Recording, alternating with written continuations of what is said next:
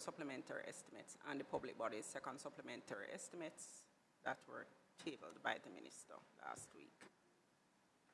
The 2023-24 not here.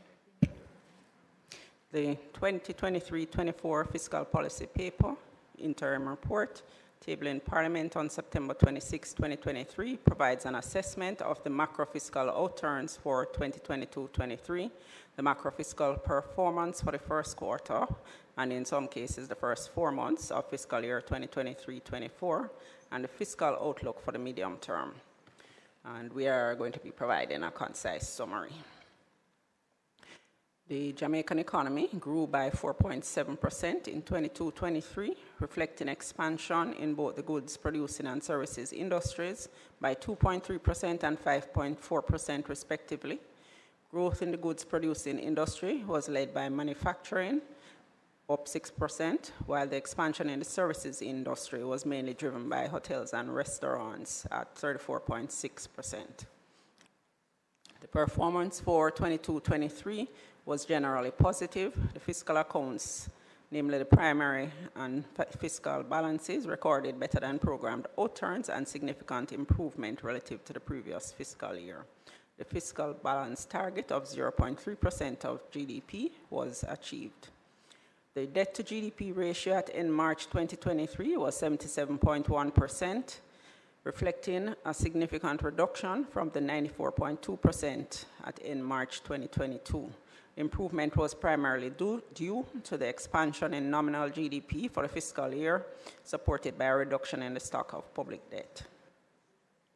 The interim fiscal policy paper reported an estimated 1.5% growth in real GDP for the first quarter of fiscal year 23-24, driven by expansion in goods producing and services industries. Please note, however, that subsequent to tabling of the paper, the Statistical Institute of Jamaica has released the first quarter GDP outturn, which indicates a 2.3% growth in real GDP. During the April to July period of 23-24, 2 supplementary estimates were approved. The first reflected alignment with the restructured assignments, while the second provided for additional expenses which emerged after the preparation and tabling of the 23-24 estimates.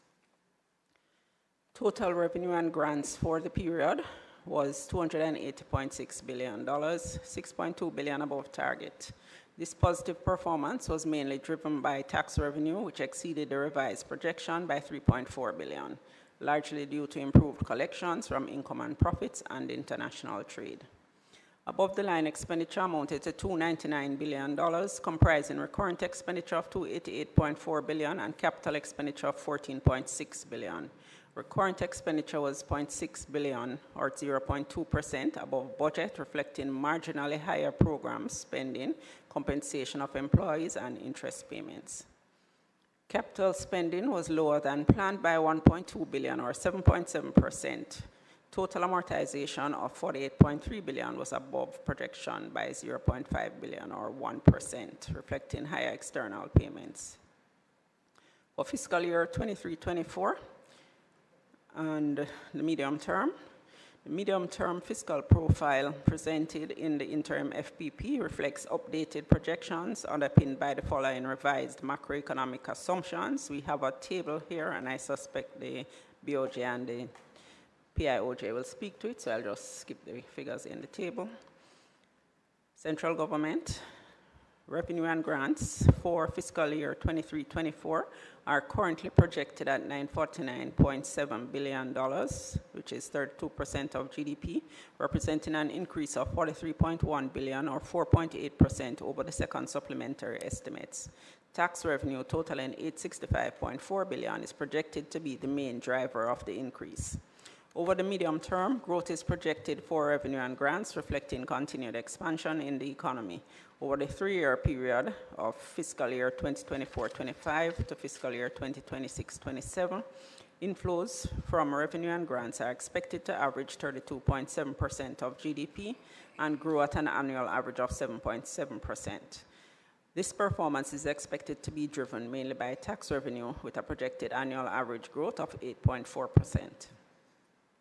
Total expenditure, above the line spending, has been revised to $941.4 billion, 31.7% of GDP for fiscal year 23-24, reflecting an increase of $44.8 billion or 5% relative to the second supplementary estimates. Recurrent expenditure of $874.8 billion, or 29.5% of GDP, is programmed for the fiscal year, increasing by 6.5%.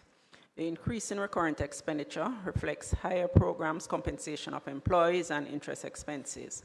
Capital expenditure at $66.6 billion is lower by $8.7 billion. Over the medium term, total expenditure net of amortization is expected to average approximately 32% of GDP.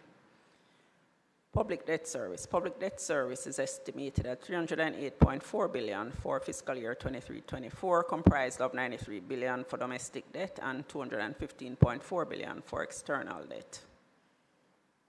The self-financing public bodies realized an overall balance surplus of $21.8 billion for the April to June 2023 period. This was an improvement of $15.3 billion relative to the target. The main contributors to the positive performance were the National Insurance Fund, which outperformed projection by $5.1 billion, National Housing Trust, which exceeded projection by $3.6 billion, and Petrojam Limited, which surpassed projection by $2.4 billion. The self-financing public bodies are expected to achieve an overall balance surplus of $21.2 billion for fiscal year 23-24. Moving on to the details under the third supplementary estimates. The third supplementary estimates 2023-24 reflects total central government expenditure and payments of $1,094,387 million, a net increase of $58.2 billion over the second supplementary estimates, after reallocations, reductions, and additions to various activities. The estimates provide for 1, non-debt recurrent expenditure of $719.4 billion, inclusive of below-the-line amounts, which represents an increase of $39.1 billion over the second supplementary estimates. 2, capital expenditure of $66.6 billion, which represents a reduction of $8.7 billion on the prior allocation for capital programs. And 3, debt service of $308.3 billion, comprised of interest payments of $170.1 billion, an increase of $14.9 billion, and amortization payments of $138.3 billion, which is an increase of $12.9 billion. For compensation of employees, the proposed adjustment to the compensation of employees category is approximately $54.5 billion, of which $18 billion was already allocated in the approved budget. The incremental $37.16 billion being proposed for the third supplementary estimates primarily represents the additional sum required to meet increased payments due to central government employees for year 2 of the public sector compensation restructure. Also included is approximately $2 billion of arrears related to the first-year costs of the increases granted to education officers, and that amount is $695 million, and teachers' special responsibility allowance of $1.31 billion. An incremental sum of $1.4 billion representing the cost of emoluments for staff of NCTVET and BTDI, 2 agencies that have been transferred from the Human Employment and Resource Training National Service Training Agency Trust to the Ministry of Education and Youth with effect from August 1, 2023. Recurrent programs in the third supplementary estimates include approximately $1.7 billion for the holding of local government elections, $1.5 billion allocated to a number of ministries, departments, and agencies, and we have these listed here. $480 million to MEGIC, of which $400 is for social housing and $80 million to support the trucking of water by the NWC to drought-stricken areas. $420 million to the Ministry of Local Government for cleanup of town centers, community roads, indigent housing, and the trucking of water. The amounts are indicated here. $200 million to the Ministry of Labor and Social Security for the provision of compassionate grants. $260 million to the Ministry of Agriculture and Fisheries for farm roads and trucking of water. $126 million to the Ministry of Culture, Gender, Entertainment and Sports, including $31.5 million to support the development of sports and cultural programs for youth. $50.9 million to support the establishment of a JIS regional office in St. Thomas. Reallocation of $400 million from the Ministry of National Security's capital budget to support the acquisition of motor vehicles for the police is also included. Amounts related to compensation, restructure payments for central government agencies and the JUTC, totaling $1.6 billion, also included. Among those agencies are the JUTC at $472 million, University Hospital of the West Indies, $345 million, Caribbean Maritime University, $395 million, Tourism Enhancement Fund at $120 million, and the Ministry of Health and Wellness agencies at $107 million. The capital expenditure, the proposed net adjustment of $8.7 billion in capital expenditure is driven largely by an approximate $7.5 billion reduction in the contingency provision for the funding of new public investment projects that may be approved during the fiscal year for implementation commencing in the current fiscal year. Other adjustments under capital expenditure reflect the reallocation of resources among projects to support those that have a better chance of utilizing the resources during the year. These include the Montego Bay Perimeter Road, an increase of $930 million, and the Cornwall Regional Hospital, $806 million. The public debt service is currently estimated at $308.3 billion, an overall increase of $27.8 billion, or 9.9%. The adjustments to the debt service mainly reflect the impact of increases in interest costs for external loans indexed to the secured overnight financing rate and costs associated with IMF RFI repayments.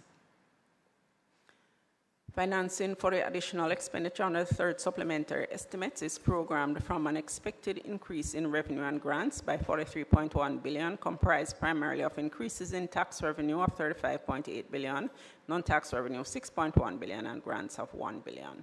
Additional loan receipts will also provide financing for the third supplementary budget. The public body's second supplementary estimates. This primarily reflects the changes in respect of the self-financing entities being assisted by the central government. And these include Jamaica Urban Transit Company Limited at $472 million, already indicated, the National Water Commission, $80 million, and also the Factories Corporation of Jamaica at $550 million, a grant of loan to support the Morant Bay Urban Center. Just to note, Chair, that the Factories Corporation, we will have an amendment to properly reflect this on the public body's budget during standing finance.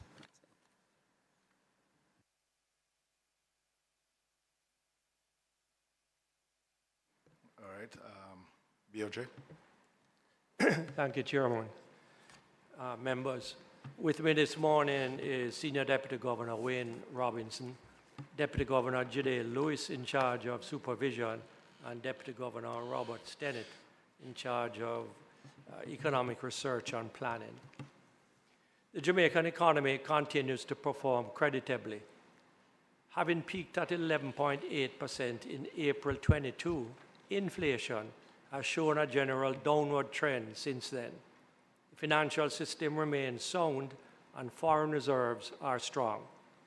Despite the tightening of monetary policy both locally and internationally, domestic economic activity continues to expand and the unemployment rate is at a historic low.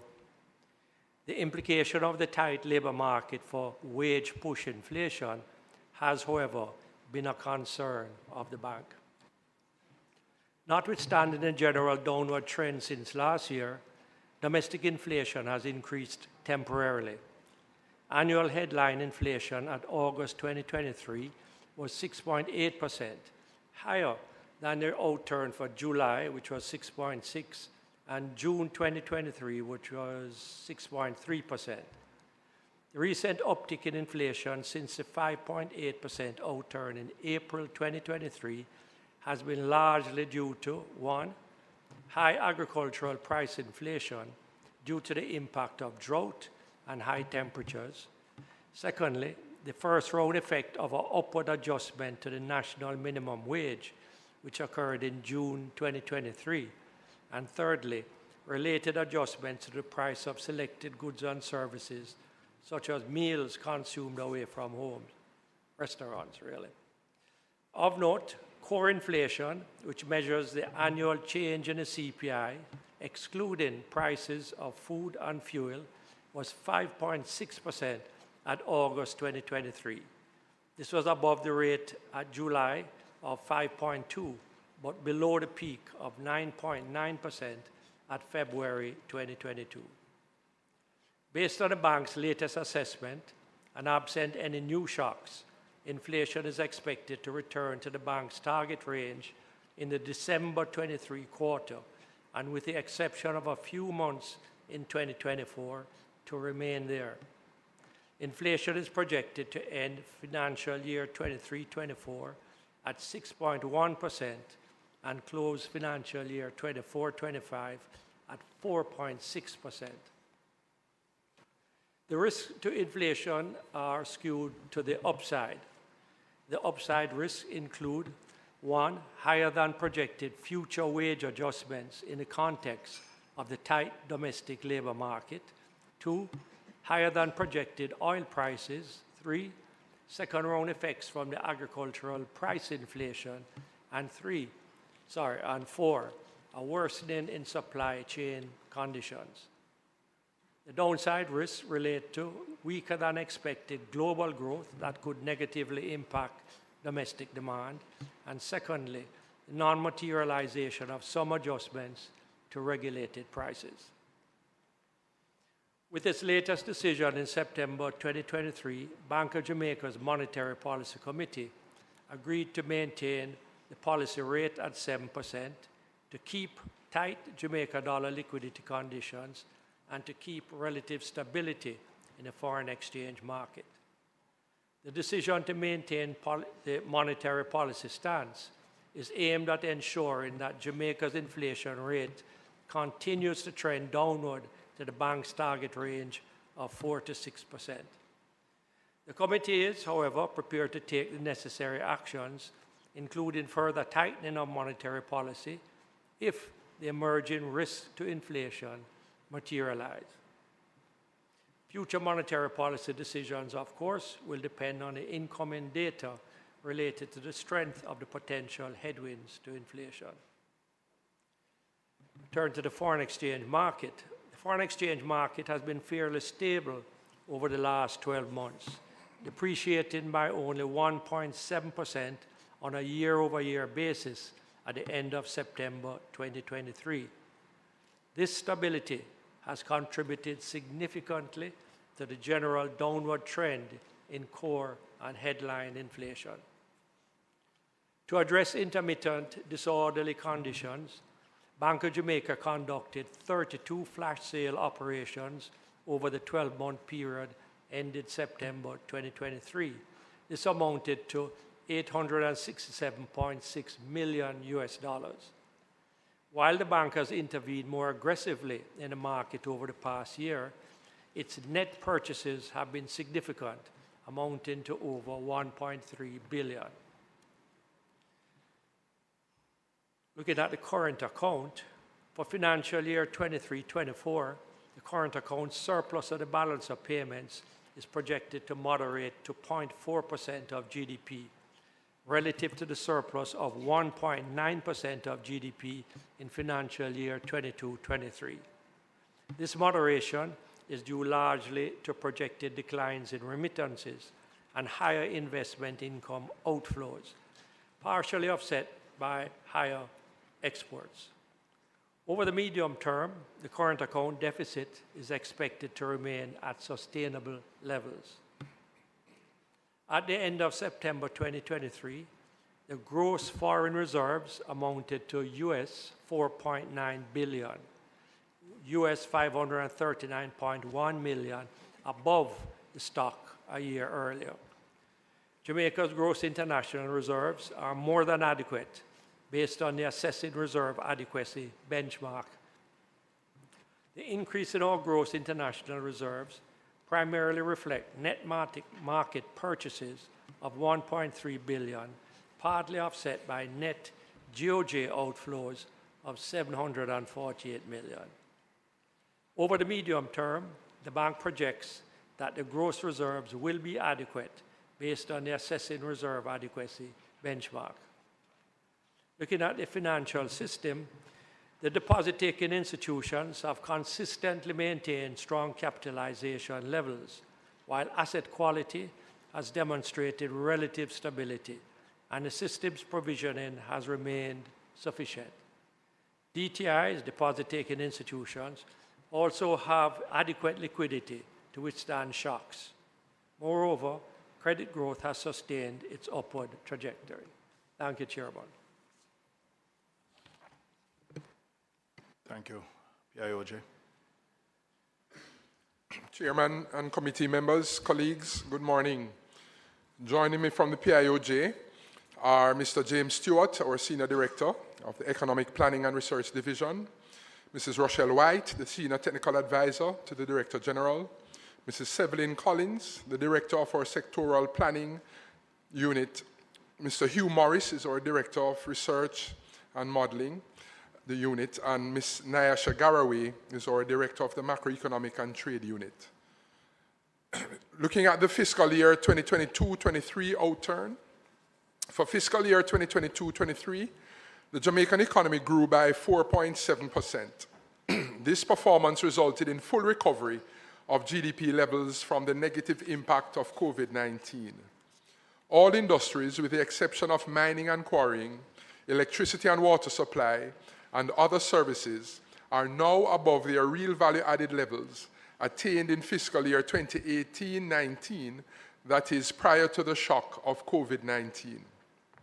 With regard to the labor market, the employed labor force also recovered from the shock of the pandemic, with the employed labor force exceeding pre-COVID highs attained in January 2020 by 39,900 persons.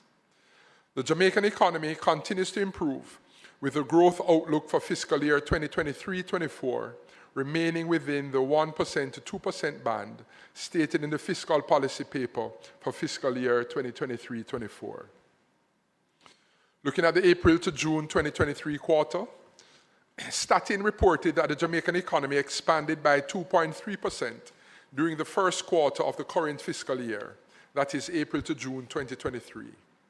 The outturn for April to June 2023 largely reflected the recovery in the mining and quarrying industry, as well as a continued growth momentum in hotels and restaurants and related industries.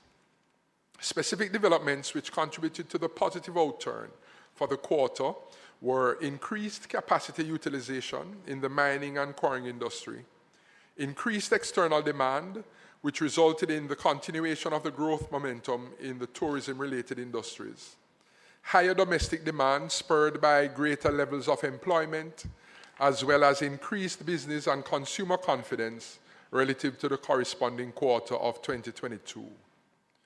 Despite the overall improvement, further growth was stymied by contraction in three industries: agriculture, forestry, and fishing, which was down 8.1%, construction down 0.7%, and wholesale and retail trade, repair and installation of machinery down 0.1%. The significant decline in the agriculture, forestry, and fishing industry stemmed from the adverse impact of drought conditions, which resulted in declines in the area of crops reaped and crop yield for most crop groups. Looking at the labor market update as at April 2023, the most recent labor market survey conducted by Statin as of April 2023 indicated improvements in the labor market. Key labor market indicators were as follows. The unemployment rate was 4.5%. This compared with 6% in April 2022. For males, the unemployment rate was 3.4%, while for females it was 5.7%. This is a continuation of a trend of relatively low unemployment rates and represents the lowest rate on record for Jamaica. Youth unemployment was 12.2%, down 3.3 percentage points, and the employed labor force increased by 43,300 to 1,312,600 persons relative to April 2022, and exceeded pre-COVID highs attained in January 2020 by 39,900 persons. Our growth projection for fiscal year 2023-24, looking at the short to medium term outlook, the prospects for the overall economy are positive, given, one, the expected improved performance of the mining and quarrying industry and the continued growth momentum for industries such as hotels and restaurants and other services. Two, anticipated strengthening in business confidence based on firms' perception that future business conditions will improve. This is expected to drive domestic demand. And three, continued growth of the global economy, albeit at a slower pace. Against this background, the fiscal year 2023-24, for fiscal year 23-24, growth in output is projected to increase within the range of 1% to 2%. The deceleration in the pace of growth relative to fiscal year 22-23 is reflective of higher than desired domestic and international inflation, resulting in tightened monetary policy stance by central banks, projected slowing in the pace of growth in the economies of Jamaica's main trading partners, and adverse weather conditions, including drought and heavy rainfall. The PIOJ's growth projections remain fluid and are constantly updated as new information and data is collected. With all our projections, there are upside potential factors which, if materialized, will provide additional impetus to growth, as well as downside risks that threaten the positive economic outlook. Risks to growth: the main risks in the short term are one, adverse weather conditions, the recurring theme of weather-related shocks ranging from droughts to hydrological events, and the associated social and economic costs. Two, production downtime due to aged equipment in some industries. Three, further tightening of monetary conditions globally, which would further tighten demand conditions. Four, slower than anticipated growth in the economies of Jamaica's main trading partners. The IMF has projected that global growth will slow to 3% during 2023 and 2024, relative to 3.5% in 2022. This may temper the external demand for Jamaica's goods and services. And five, continued fall in aluminum prices, which may negatively impact production at Jamaica's relatively high-cost refineries. The potential upside to the growth projections include greater than expected growth in the economies of our main trading partners, faster than anticipated rollout of capital projects, and improved productivity and capacity occasioned by increased technology and infrastructure usage. Thank you. All right, thank you. Members, I think you've gotten a comprehensive report from all three. I will open the floor for members to ask questions. Thank you, Chair. Morning, everybody. And thank you for the turnout and the short notice. But we do appreciate everybody being here and availing yourselves to us. Chair, I think Mr. Henry's presentation is what kind of piqued my interest. And why I say that is because you mentioned just now about the upside potential that may exist in the economy to help us with growth. And you mentioned, firstly, the stronger than anticipated external demand due to greater than expected growth in our major trading partners. And you also mentioned faster than anticipated rollout of capital projects. Now, I think based on what I've seen in the supplementary estimates and some of the savings, we see where quite a bit of monies are actually going back because we are not able to implement And I think it has been, I mean, time and time again, we're here talking about procurement and why it is we can't implement. But you see it as a potential upside. What are we doing to ensure that this becomes a reality? Because I'm personally frustrated with procurement. I understand the need for it, but for some reason, it is almost anti-development. We keep hearing that we're going to review. I have not seen anything in the past 3 years I've been here. So what is it tangibly that we're doing to ensure that we are a more efficient country? That's the first question.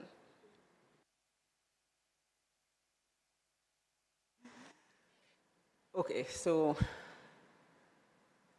think I have previously commented on this, that One sec, FS. I'm just going to invite Ministry of Economic Growth to just come in at the same time. So those who are with the Ministry of Economic Growth can just come in and sit in those empty seats so that we can be more efficient and just roll. All right? Thank you. Go ahead, Madam. okay, so with respect to procurement, there are various reasons why particular projects might not have progressed at the rate that we expect them to, but the overall procurement framework is, I would not say, is the reason. The procurement framework, as previously indicated, represents the international standard. We have been in the process of making some adjustments. In fact, we recently issued a circular to make it easier for certain projects, for instance, where something is an emergency, or for that to go through the PIMS process, which is not real procurement, but it's a portion of the overall preparation to do a project. We are expecting to do additional training to try and improve the capacity of our procurement personnel going forward, because I think that is also a part of the problem. And yes, we are still looking at the act. FS, what is deemed an emergency in the circumstances that you refer to? So again, this is on the PIMS process, but as I said, it contributes to our project getting underway. So I think we have some bridges, for instance, that had been damaged, and something like that would fall under an emergency to speed up the process.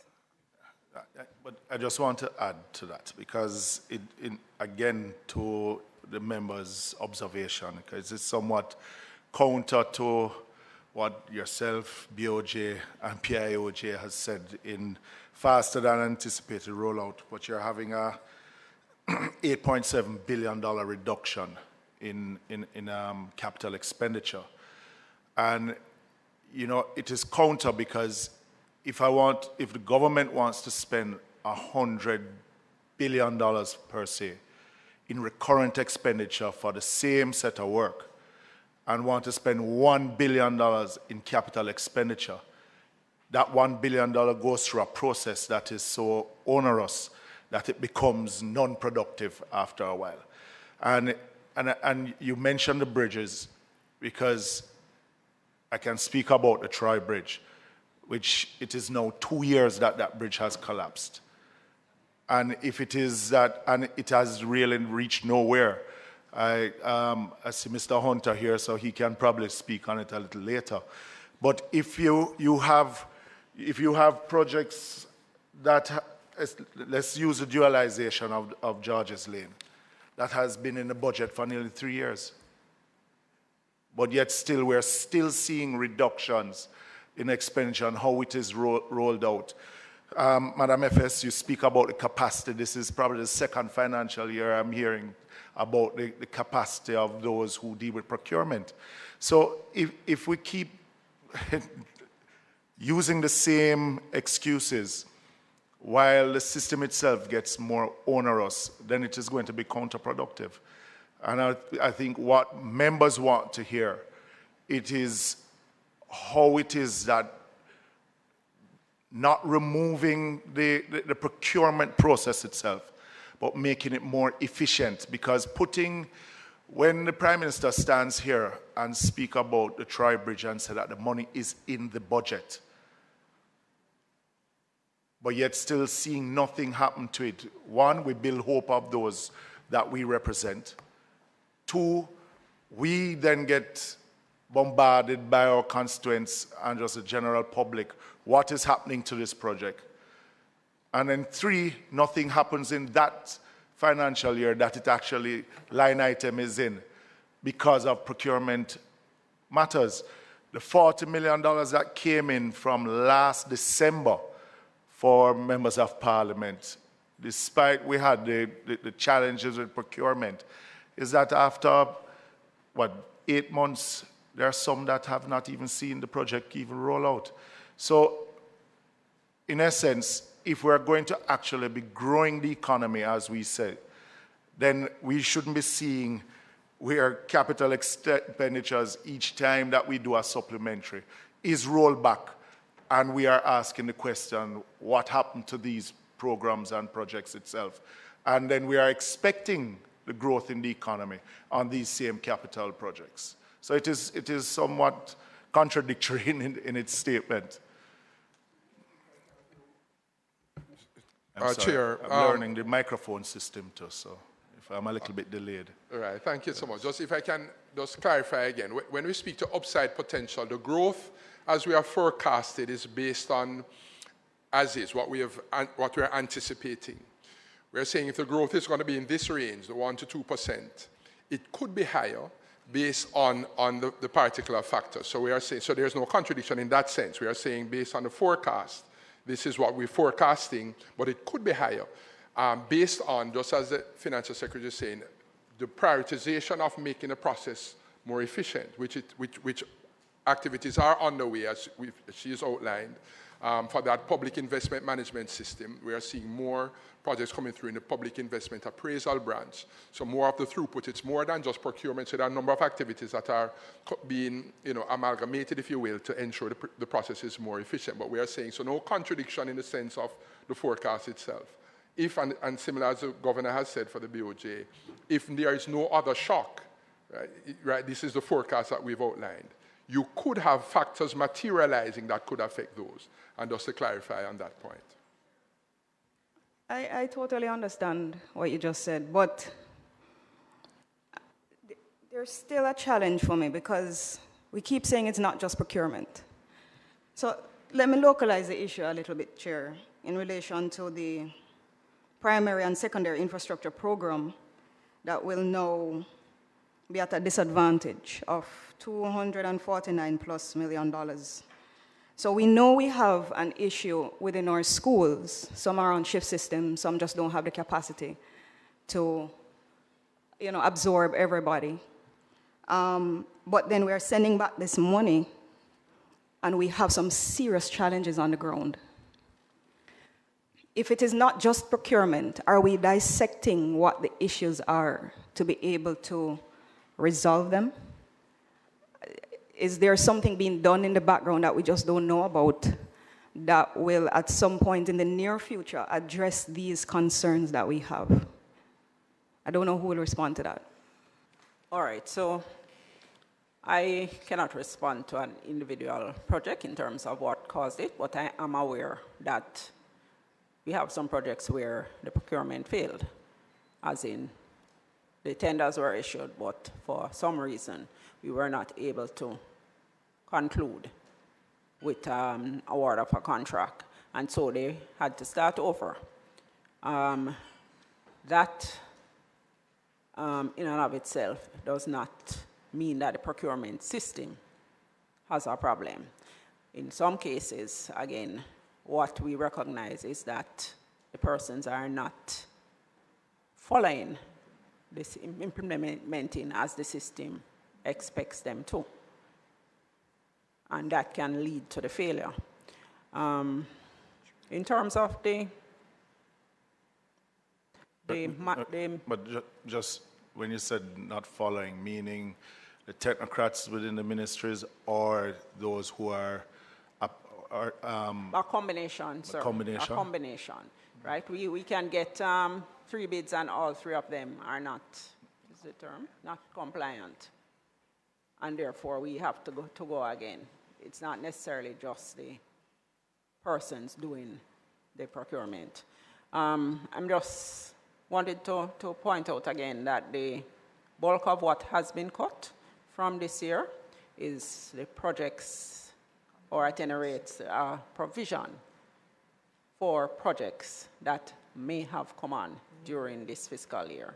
So we're basically halfway through the fiscal year, and we are not seeing that those new projects will be able to commence this fiscal year. So it's not that the ones that are already underway are being stopped. Those are, for the most part, continuing. We have some reallocations between some, but the bulk of what is delayed, 7.5 billion, is related to a provision that we made to accommodate anything that was ready for implementation, that got to the point of being ready for implementation in this fiscal year. So we still expect those to happen, but hopefully starting in the next fiscal year. But let me ask you then, what is the average time for a project to go through your public investment department, your PIM system? What's the average time of a project going through that? Yeah, from the procurements. I would have to say that these things differ, sir, dependent on what the project is. Ideally, also, one of our shortcomings, I would say, is that when we identify that we want to do something, we are expecting it to happen immediately. But you have pre-investment activities that need to take place, and that is also part of the problem, where you have not taken into account those activities and the timing it needs to do that. But isn't your system supposed to be taking care of that matter? Yes, sir. So that's what I'm saying, that others may not be building in the time to do all of that, to give us a realistic implementation date. But I'm sure the NWA couldn't give an implementation date unless the PIMs have signed off on that particular project itself. So, and why I'm getting, because we have to find a way of more efficient distribution of resources itself. Because, and I'm going to go back to the Troy Bridge, because I'm sure by the time it is completed through your PIM system, comes back to the National Works Agency for procurement, we're gone into the next financial year, but the money is actually in this financial year for that project itself. While you have other projects, you have the Ministry of Education, as a member speaks about, and I can use Manchester, you still have 2 schools that are still on the shift system. But yet still you see monies coming back, as a member alluded, coming back in dealing with school construction and maintenance. So it is how we get frustrated on this side. We get frustrated on this side when we see monies coming back and there are needs for other capital expenditures out there. And again, I start off by saying, if the NWA gets $100 million for road maintenance, that don't have to come to PIMS. But if you get $1 billion or $1 million for capital expenditure or something, it goes through the whole system of PIMS, which is another lengthy project or process on top of what the NWA is going to embark on. So you wonder, what are we actually achieving through the process itself, apart from lengthening the time frame of these projects? If I may, though, sir, since the introduction of the PIMS system, what we have seen on the positive side is a reduction in the amount of changes or the issues that the projects run into when they start implementation. A significant reduction over what used to happen before, and that is part of the benefit that we're expecting we were expecting from the PIMS, that in having the plans in place and having them assessed, we identify upfront where there are issues, and those are addressed before the implementation starts. So the implementation, ideally, should be able to happen smoothly. I don't think members are saying that the PIM system is a bad system. It is just when it is that it is, when you reach to the issue of implementation. So you're putting it in the budget, but you're nowhere near the procurement or implementation. So it is just when the money actually hits the budget that you can get a smooth rollover of the project itself instead of putting it in it and then you're nowhere near implementation. So I think it's just a timing matter of where you put it in. Member. Thanks, Chair. I'm of the view that the hallmark of procurement ought to be efficiency. So we are not anti-procurement, and we want no system that will undermine procurement. But efficiency ought to be considered the hallmark. And I'm of the view that integral systems are efficient systems. Efficient systems work. Now, when we face our constituents, when we make these grand announcements, 1 year, 2 year, months, it cannot be that we have the funds, the resources, and it's that we don't have what? The time to spend it. We are not committed, or the process is so wieldy or redundant. Now, last year, when I heard that funds went back, when I thought of my farm roads, when I thought of some of my major roads, when I thought of the schools, when I thought about postal services, post office, rotting, how is it that we have money going back? It cannot be. Now, for clarity, Chair, what are some of the guiding factors that would cause us to cut budget for a ministry? Because I'm wondering if it's a setup. If you don't spend the money, you may see a cut in budget. You are going to see a cut in budget. But at the same time, when the ministry is spending the money, it gets locked in procurement. So what happens there? We want to, as Member Hamilton said, that something is just off. Something, we need to fix something with the system.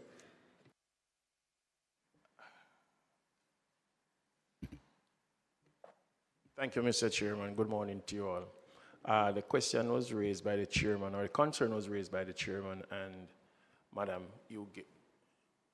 Ms. Morrison, FSC, or PS. Yeah.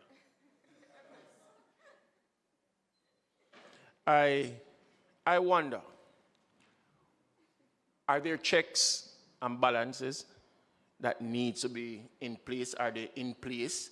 Who monitors? Because I cannot understand that money is sent to an organization, to a ministry, to be spent, to be used, because yes, you would have identified what needs to be done with that money. And at the end of the fiscal year, you have to send it back. It simply means somebody who is being paid to do a job is not doing that job, because you would have sent into the ministry to say that we need this money to do this particular job. Yet the job has not been done or was not done. And so the money has to go back. Then we need to make sure that persons are held responsible, because if it was in the private sector, there's no way that the owners would have accepted an argument to say we did not get the job done, so we have to put back the money in the account.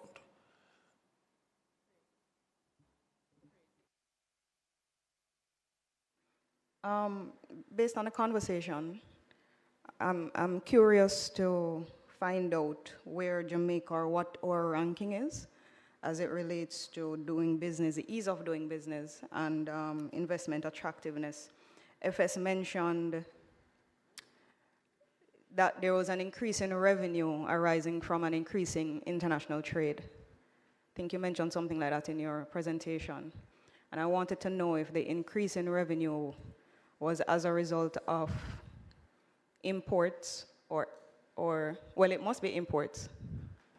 Is it? An increase in salaries too. Increase in salaries. No, but you were speaking specifically to trade. What are some of the challenges that we have as a country that's preventing us? Because I've identified that, I mean, decades now we've had a problem, there's a deficit in trade. What are some of the challenges that we have that's preventing us from having an aggressive export market? All right, so the Ministry of Finance would not be able to answer that. I'm not sure if MIIC is here. Are they? No. But yes, to confirm, we did have international trade contributing to the additional revenues as well as our income and profit taxes. On the, not just export, but production generally, I believe the country has been seeing an issue with the availability of skills, of specific skills in certain areas, and that I'm sure is contributing to some of the negatives that we are seeing, and that's something that we are trying to work on, yes. In relation, you mentioned the skills. What are we really doing? Is this a heart issue? Is there communication within government to say, all right, this sector of government has identified a problem, and are we communicating to the other part of government to say, all right, how do we respond? Because I feel like we're operating in silos. Job education would be best to respond on what is happening in that area. I think they are, but not in here as yet. So we have Ministry of Economic Growth. If we have any more questions for BOJ and PIOJ, let me just ask though, because I see where the debt servicing has increased by some $27 billion, or interest cost has increased. And how is it that we are managing, seeing that this is mainly deriving from the BOJ's policy of managing it? No, but I mean, but it has increased by about 27 billion dollars interest costs. How are we able to manage? No, so the interest cost has increased by 14 billion. 14. Right, and amortization by 12.9. So debt servicing, 27. yes. The interest cost increase, a significant contributor there is actually on the external side, the secured overnight financing rate, to which most of our multilateral debt is now linked. Saw some increases between when we would have tabled the budget and now, and that is a significant impact on what we are seeing. So there are increases on the domestic side as well, but the bulk is on the external side. Well,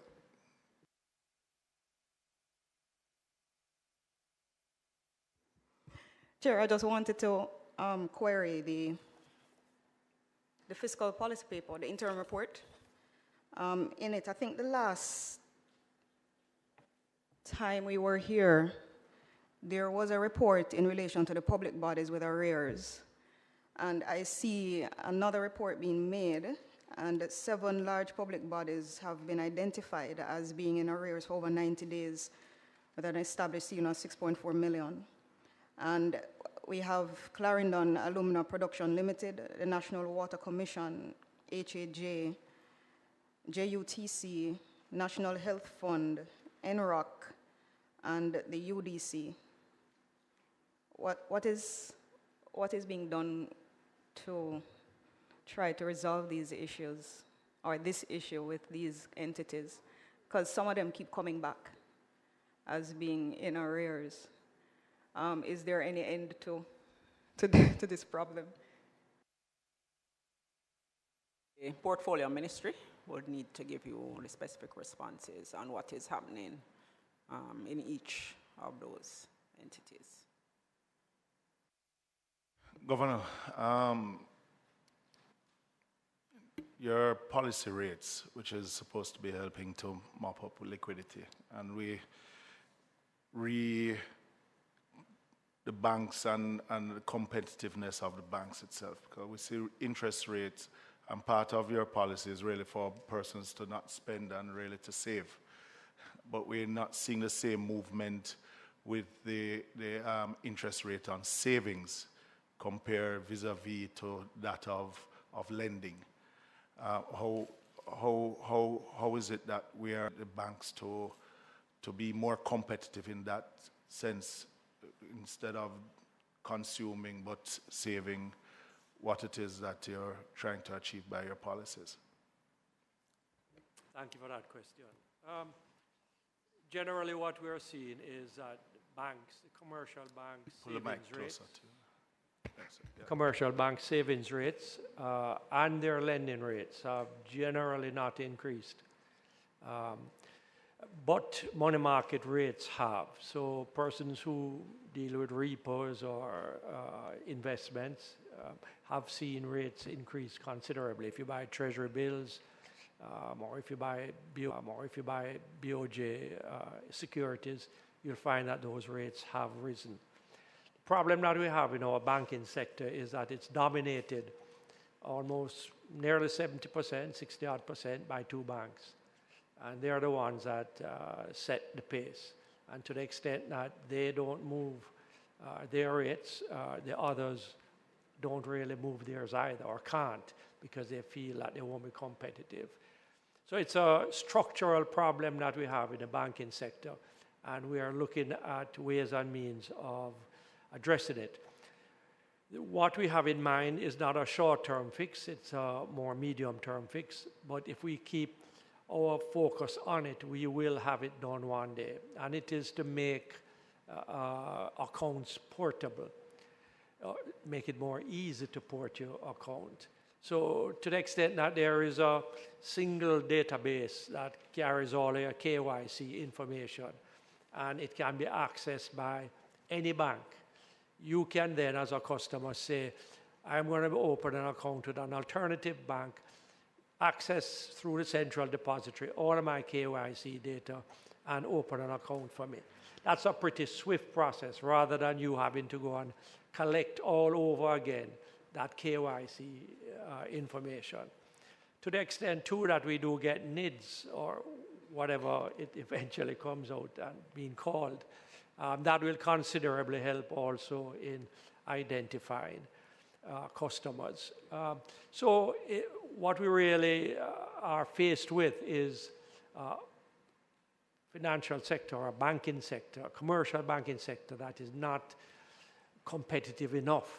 There are lots of players, but it's too dominated by two concerns in it.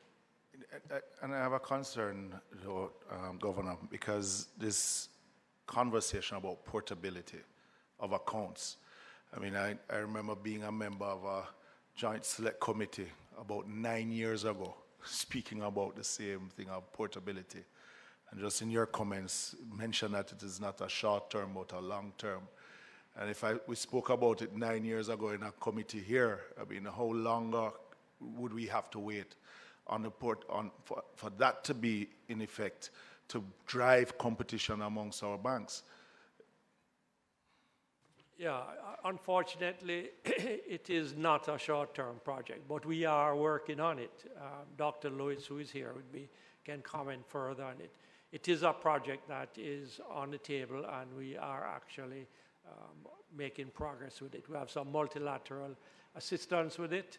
I think they are very bought into the idea of increased competitiveness, and I'm sure we'll get it done. It's going to take a little time, but we'll report on progress as we go along. But seeing that the banks have not really moved both interests, meaning on borrowing and savings, how does that impact your policy in trying to mop up liquidity? Well, some of the interest rates have moved, but not savings rates, and not a lot of lending rates. And to that extent, our transmission system has not been as effective as we'd want it to be. And so quite a bit of lending still is happening. We would have preferred a tighter system. But what is happening is that the higher Jamaican dollar rates that you can get on investments is proven to be competitive versus US dollar rates. And that is helping to keep the Jamaican dollar stable. So between our market intervention and that rate of interest of 7% on the policy rate, it is helping to keep the dollar within the 155 region for quite a while now. And in your own statements, you spoke about the salary increase for the public sector also impacting the inflation rates. And seeing that we have gone through one iteration of the increase going through, we're seeing continued expenditures in the supplementary budgets and probably budgets to come. How then do you forecast, seeing that we're not seeing the full impact of the 7%, the policy rate, and the other factors? Do we see us continuing along this path in increasing the policy rate to mop up liquidity? Or how is it that the BOJ plans to deal with the issue of inflation? Just by your own numbers, seeing that you have had an uptick since June on the inflation rate. Yes, but the uptick is not a result of a weak monetary policy. It's a result of exogenous factors that we don't have any direct control over, agricultural prices in particular, but also oil prices. Commodity prices generally have trended down, but oil in particular has trended above what we expected.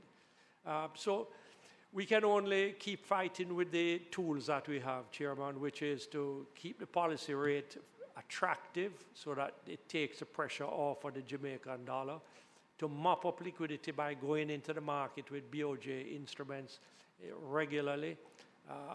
And that is the only set of tools that we have to fight inflation. So far, we're not doing so bad. At 6.8%, it's a little disappointed that it's ticked up a bit, but it's near to that 4 to 6 corridor that we have said we want to be in. And we believe that in the December quarter, so starting October, November, December, that we will start to see a decline back into the 4 to 6 corridor. 2 questions, Governor. The first is, I haven't heard anything recently in relation to the low KYC accounts and whether or not persons are making use of those accounts, and also our digital currency Jamdex. Where are we with that? I haven't heard anything recently on it, but also too, mention was made in your report about the reduction vis-a-vis last year in the CPI, August 2023 it being 5.6%, February 2020 being 9.9%.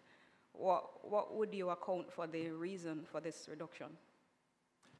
Well, the reduction in inflation has been caused partially by our policy of tight money, but also international commodity prices have come off, and that helps considerably.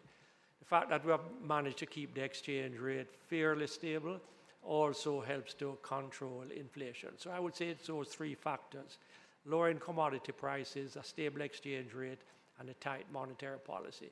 That has kept inflation pretty modest. There are countries in the world, by the way, that have 30%, 20%, 40% inflation.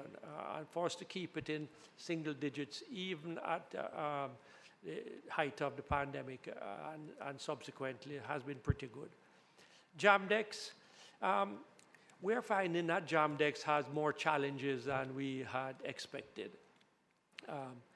Where we are now is that we have one commercial bank, NCB, who has rolled it out. We have 250,000 Jamdex wallet holders. We have another commercial bank that is ready to come to market, and 2 others right behind. So I expect by the end of this year that we'll have more than one commercial bank offering wallets for Jamdex. But here's the problem. The problem is that if you are trying to do a transaction phone to phone, which is typically what would happen with small merchants, roadside vendors, etc., no problem, right? And that happens. But once you try to do a transaction with a major entity, let's take one for example, Kentucky Fried Chicken. Their POS system, they don't want to have another one. So we have to find a way to fit into their POS system. And that is a more involved process than we had expected. And the central bank really didn't expect to have to go out and deal with merchants and deal with POS machines. We thought that's what the commercial banks would do. But they're so slow in taking up the Jamdex opportunity that we find that we have to go out there and we have to press it. So we have a system that we are working on now to add on to the POS machines that are in the merchants at the cashiers. And we hope to have that in their stores by March of next year. So fingers crossed about that it works technically and that we can get it out. I must say, you know, Jamdex is really the long-term, medium-term, I know that we don't like long-term, medium-term solution to a lot of the cash problems that I know members of parliament's constituents have been experiencing. I hear about it a lot. ATM machines, banks not allowing you in, don't have any cash in there. This solution in the medium term is to be cashless and to use Jamdex through your phone. So we just need to run that final leg to get Jamdex to work.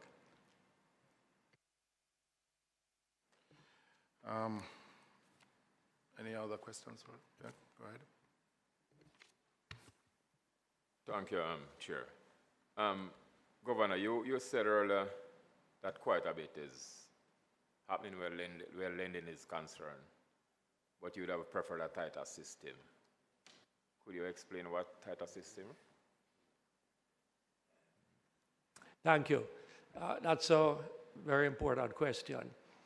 When it comes to inflation fighting, what we are trying to do is to squeeze the economy somewhat. Not to strangulate it, but to quiet it down. We want to cool it down. And one of the ways we do it is by raising interest rates, which makes loans a little less attractive for people. It is unfortunate, but it's just like if you have cancer. The treatment for cancer is pretty terrible, the chemotherapy, but it's necessary to manage the cancer or to kill the cancer. Similar with inflation. We have to cool the economy in order to extract or to get inflation out of it. It's a kind of unfortunate byproduct of fighting inflation. The question we have to ask ourselves is, which is worse? The organized, structured cooling of the economy to get inflation out, or inflation getting away and being rampant in the economy? Once that happens, it takes years to get inflation expectations back in line and to get inflation itself down into the corridor. So we're taking the lesser of the evils, but I acknowledge it is an evil. More question for Dr. Henry. In your report, you mentioned a contraction in agriculture and construction, and you gave the reason for the contraction in agriculture, but you didn't give us the reason for the contraction in construction. Now, when I drive around the country, I see a lot of developments taking place. So when I saw the contraction in construction, I was, a bit puzzled. What's the reason for that reduction? Thank you for the question, member. So initially, we had some projects ongoing prior to the COVID pandemic, recall that during the onset of the pandemic, you saw construction still doing well. So those were some major projects that were continuing, having started, and they continued. And we had some arrangements to facilitate construction. You recall some special arrangements to allow some of those to continue. Some of those ended. Some of those projects in terms of some of the legs of the highway construction, and so some of those major projects would have ended, and so you'd have seen a fall off in construction is what you're seeing now. We expect some pickup again, as some new things are on stream, as you know, in terms of new leg of construction, some continued build out in tourism, both commercial and residential construction. So we expect that to pick up some more going forward. But a lot of what you saw going on during the pandemic are now tapering off with some of those major construction projects. And wouldn't you say that the procurement or the protracted procurement would slow down some of that? And remember, because we're speaking about growth, and no matter which side of the political divide, we want to see growth, right? But and that's why we come back again to the procurement, because if you're seeing monies coming back, and these construction projects, these capital projects would drive the construction industry in many instances, on top of monetary policy, where it might be more expensive now to borrow money to do construction. So, government's projects itself will help to mop up that shortfall that you might end up getting in the private sector itself. So that's why we speak about how the policies itself and how it is that things like procurement affect the continued growth that we're seeing from that aspect. So, I want to go to the unemployment numbers, Dr. Henry, because we keep hearing on one hand that we are close to full employment, and then on another hand, on the political platform, you hear that we're saying that we can't find workers, right? How is that lining up that we are at full employment, but still we can't? Is it a matter of skills that we're short of? Explain for me, please. Thank you very much, Chairman. And the two are not incongruous. If you are looking at unemployment numbers close to full employment, then there would be difficulty in just easily finding workers. But as you explore the issue, we've had a concern, and it's been recognized that, and FS spoke to it also, skilled workers, a need for more skilled workers in particular areas, particular sets of skills. Jamaica has been beset with the challenge of outward migration, and particularly of skilled labor. And as some of these destination countries are making it easier for our skilled labor to go, right? You're seeing in some jurisdictions in the US, for example, they are amending laws and policies to allow migrants to just go full scale into teaching, whereas before you had to go through, in some cases, qualifications for residency, etc. So, and Canada, of course, some of the more popular destinations are amending their immigration laws to make it more attractive for our qualified persons to go. So that's one challenge, and we've had discussions and policy considerations around how do you increase the level of the number of persons being trained. The question asked earlier, member, there is dialogue certainly PIUJ has been involved in dialogue with Ministry of Education, as FS has said, Ministry of Education as a key driver there, and HEART institution, and the Ministry of Labor, and there are programs around, ongoing programs to train, certify. We have seen the modification to make certification free, some of the particular areas for certification and levels, to make it more attractive, more accessible. So it's an ongoing challenge. As Governor spoke about, how do you address the balance? How do you address that filter of trying to retain persons while not restricting their right to be mobile? Part of the attractiveness of the labor resource is your ability to move. And so in terms of, we've seen those discussions ongoing, and policy measures to make it more accessible for persons to be trained, certified.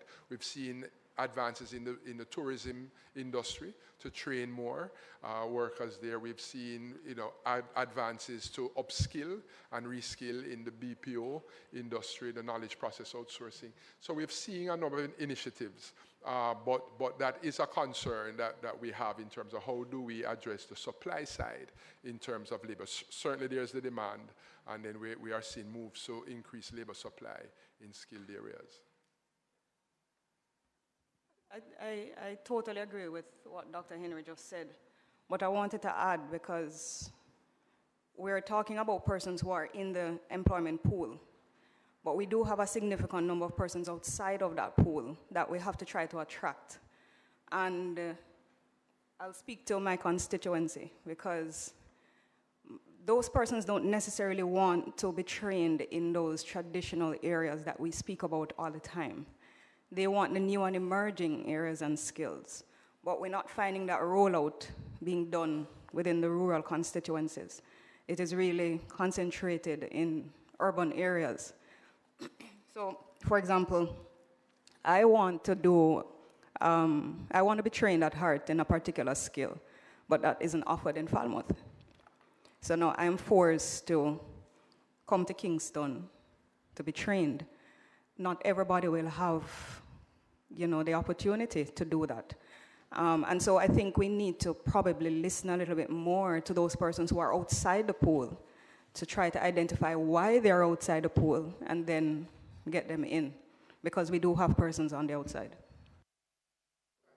Thank you for that, member, and that observation. It would possibly be useful to have, because of the nature of some of the issues raised, to have just those practitioners coming in, Heart Ministry of Labour, because there are efforts ongoing.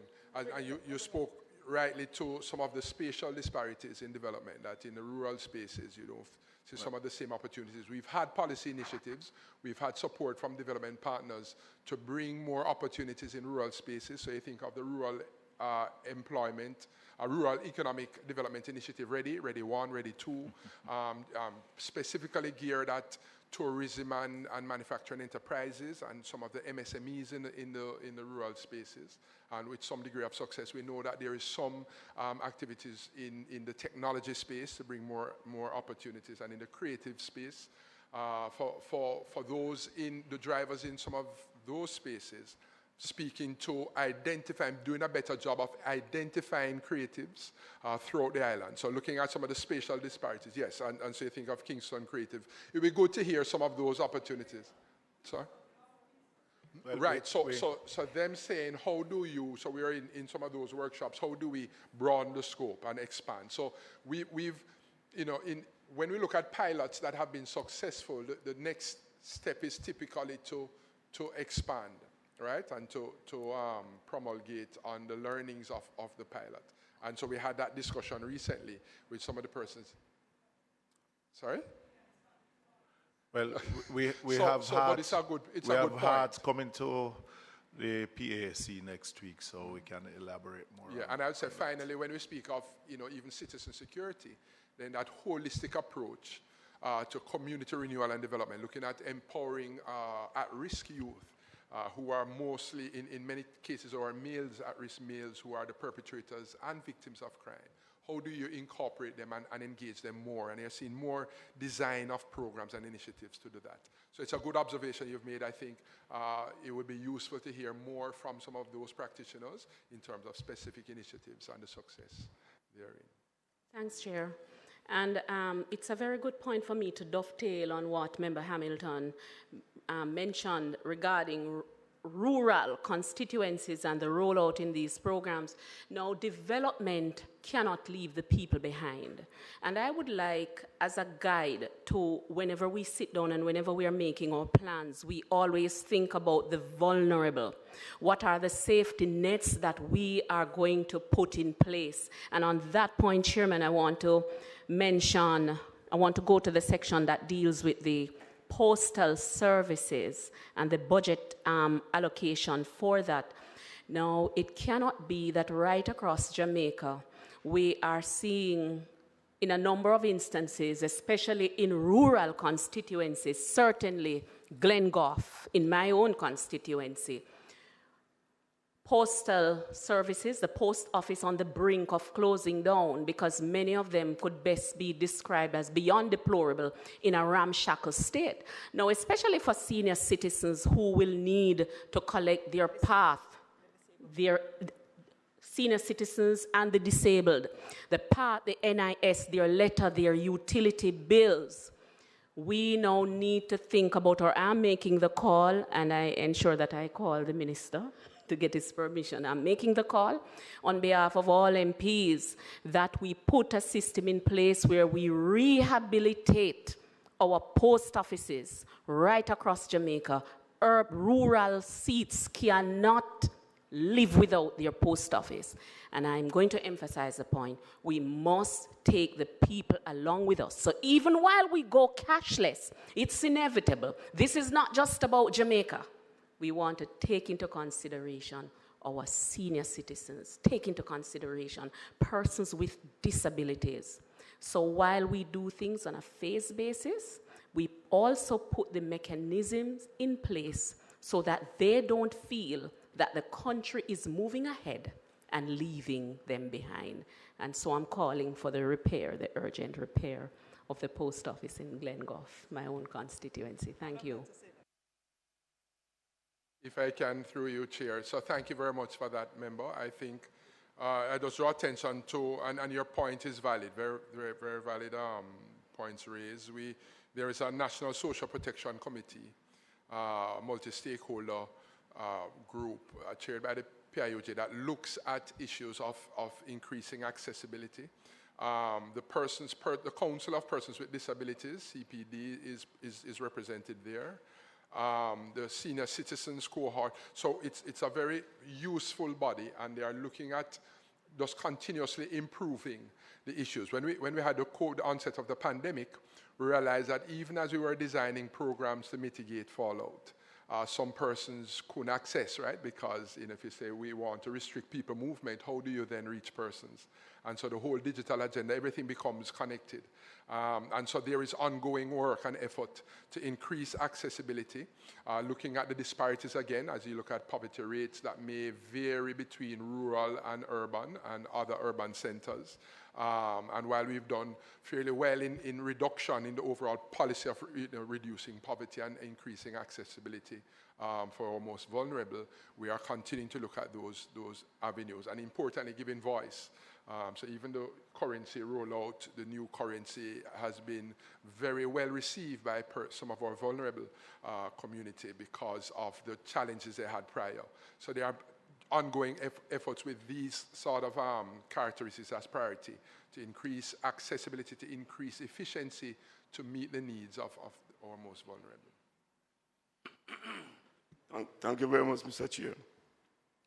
Just to add, the issue of local representation, the members of parliament are the ones who are always called upon by these persons and to address their situation. You mentioned the involvement of citizens association and other groups that you would have met with in terms of determining how you address the concerns raised. Any consideration given to the inclusion of their representative? I would think that the question shouldn't really be for the PIOJ, but more for the portfolio minister and the permanent secretaries. No, the point is made here, and he responded. So sure. Thank you, Mr. Chair. And the reports, and that's a good, thank you for that point, member. The reports, the NSPC, National Social Protection Committee, like the Agenda 2030 Oversight Committee, that's a committee looking at establishing, implementing our Vision 2030 and the SDGs, through which the SDGs are implemented through Vision. We do annual reports, and those are submitted through Cabinet to Parliament, right? So typically, there is that reporting mechanism to allow that interface. So it's a good point, and we would just look again to see are we being as effective, right? So I think that would be the ideal tabling in Parliament. The reports are available. They are on the website for Parliament, etc. But then for you to ask, let's see how best we can ensure that you're seeing that, you're having that line of sight. All right.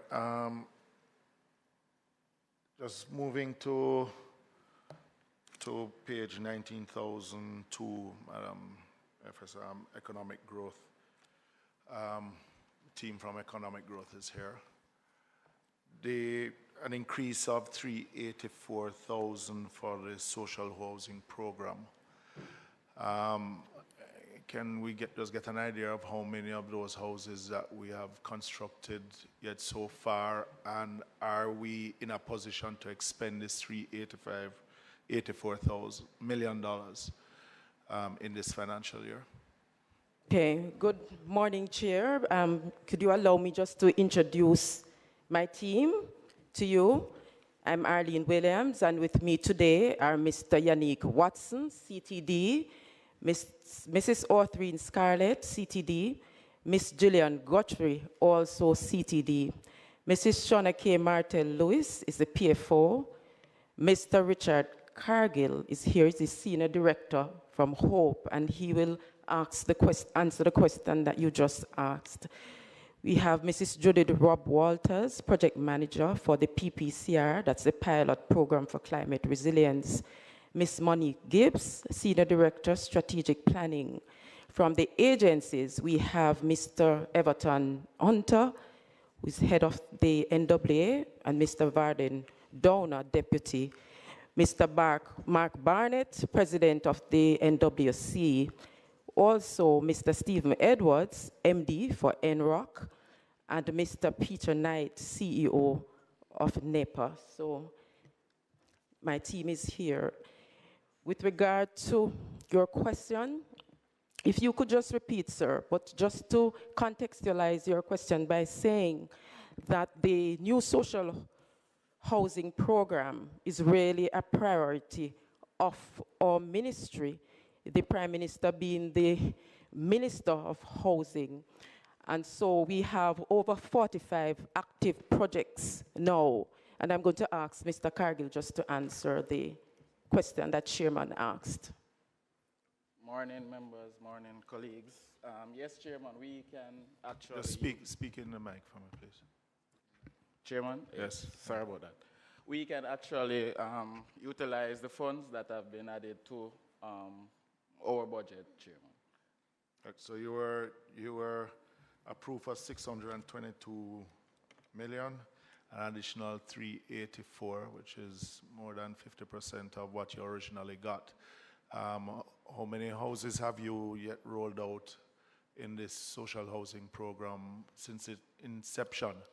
And you have answered that you can expend this amount. Was there a shortfall coming from previous financial year why you need this amount now, or is it that you have ramped up construction of the houses? Chair, we have ramped up construction of the houses as well as material costs have gone up and labor costs have gone up. Also, we have the members of Parliament have been more responsive, and you can attest to that, Chair, that you have gotten 5. A lot of MPs have started to submit more, and they are more compliant. Also, we plan to do the tenement upgrades, and that will see, like, we're upgrading multifamily units for, like, each will have an apartment-style complex containing about, at minimum, 6, 7, 8 units. And that will probably be like about 30, 40 million or thereabout. Can you give me an idea how many we have completed so far, and how many you expect to complete this financial year? We have completed 165 units. We expect to complete... That's since the inception of the program? Since its inception, Chair. 165. 65. And you expect to complete how many this year? We expect to complete 45 that we have actively under construction. So the 384 will cover this additional that you have on currently? For this financial year. Chair, I think I must use the opportunity to commend the program, the HOPE program. I must say, I think it is one of the few agencies of government or departments that acts efficiently. And I have maybe about 4 of them on my list. And the Hope Housing Program is one of 4. So I must commend them. They've been doing very well. They've been very efficient. The timelines, I don't know if they just understand the procurement process a little bit better than everybody else, but they have been very efficient in their execution of projects. You hear that, Mr. Cargill? Yeah, thank you. And I guess you express the same sentiments, Chair. To who? All of us or just that member? All right. Madam PS, I can say the same thing that we're saying about the social housing side of it. There was a urban renewal program that was rolled out prior to the Parliament going on summer break. And believe me, I've been at pains length in trying to find out any information on how it is that I was fortunate to get a number for a member of staff within that is dealing with that. I was told that I would get a call in September to basically go and look at the projects, but I've not been able to go any further, which is part of the frustration of MPs. When we get these programs, we want to roll them out, but then there is no communication from either the ministry or the department that it is in, and how it is that we rolled out. And at the end of the day, when the monies go back, then we hear that MPs have not taken up the projects. Can you shed any light on that program, please? Sorry. Go ahead. Chair, once I get the details from you, you have my personal commitment to following up on it and to providing you with a speedy response. But in the interim, I don't know, Madam Scarlett, are you able to shed any light?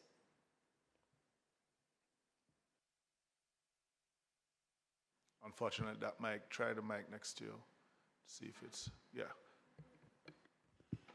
Go ahead. Thanks for that question, Chair. What I will have to do is to find out specifically as it relates to your constituency. Was your program schedule submitted and it is that you are awaiting implementation? I'm sure I'll probably be one of the first to submit mine. Yes, it was submitted. But when we got the letter from the ministry in Parliament, right, all it gave us was just an email address for permanent secretary, former permanent secretary, and an officer within the unit itself. No telephone numbers. I've called. I did get through to that officer. And I've been calling since then with no response. So I said, if it is that just an instance of just going back through, there's only 63 of us, in just updating us on where we are on the program would help us. I will do so and forward that information. Because it would be unfortunate if my other colleagues on this side would get through and those of us on that side don't get through at all. Yeah. But please see if you can update us on it. 19,000 C2 electronic land titling. Yeah, you can go. You can go with yourself. Yeah, electronic land titling, because this we see a total savings on the expenditure. So 160 million was approved, and now for the new approved estimate is 0.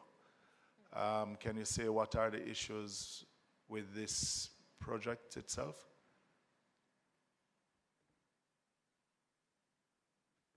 Well, I had some discussions with the head of the National Land Agency, and she advised me that there were some procurement challenges with this. So as soon as I have further information, I'll be able to tell you. But what she did say is that those funds that were committed would not have been expended before the end of the financial year, hence they were removed. You see, Madam Pierce, we talk about procurement again. and all funds going back. Mr. Hunter, the dualization of Grange Lane. See a reduction of 237 million. You have to press first, and then thought as an engineer you'd have caught on quite quickly. Go ahead, sir. I stopped being an engineer since I started wearing a suit to work. Okay, sir. Okay. Morning, Chairman, members. Okay, so the Grange Lane contract was designed, it went through the PIAB system. We got a positive response. We then went to procurement. The contract was awarded, approved by NWA, approved by PPC, approved by Cabinet, and the contractor was engaged to start the work. There are two conditions precedent to starting the work, one of which was he had to produce his insurance, and the other one is his bond, and these are standard government requirements. Well, like a bad luck, the particular contractor had issues raising the bond. And after 6 months, he finally raised the bond, but then said, well, prices have gone up in the interim, so can I get a price increase? So on the record, what would manifest is that by his own volition, he delayed the implementation and was subsequently rewarded with an increase in price. And as we all know, that would not find favor with our audit overlords. So the decision was taken by government to redo the process. So the contract was again tendered, again approved by NWA, PPC, Cabinet, and it's a different contractor this time. And unfortunately, there was an increase between the first tender and the second one. But suffice it to say that this new contractor,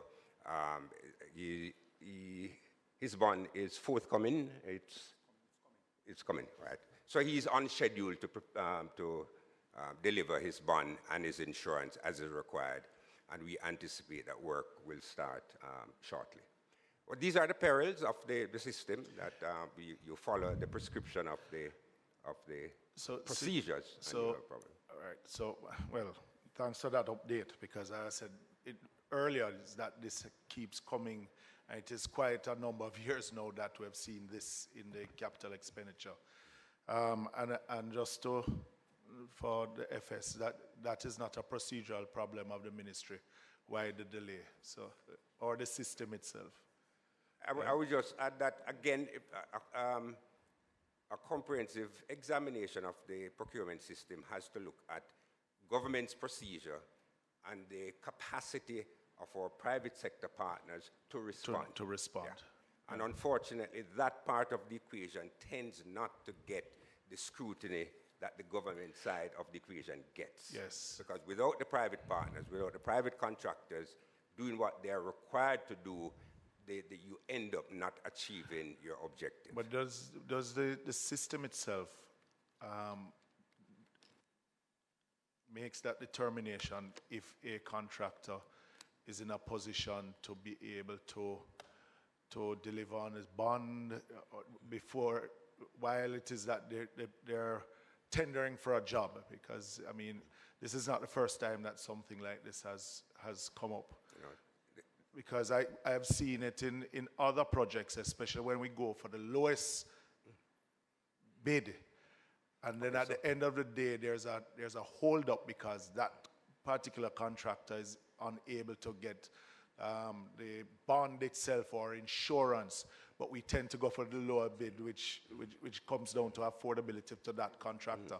And I don't think that, a coming member, that the process itself takes that into consideration when considering the tenders for those two or three tenders that actually comes in.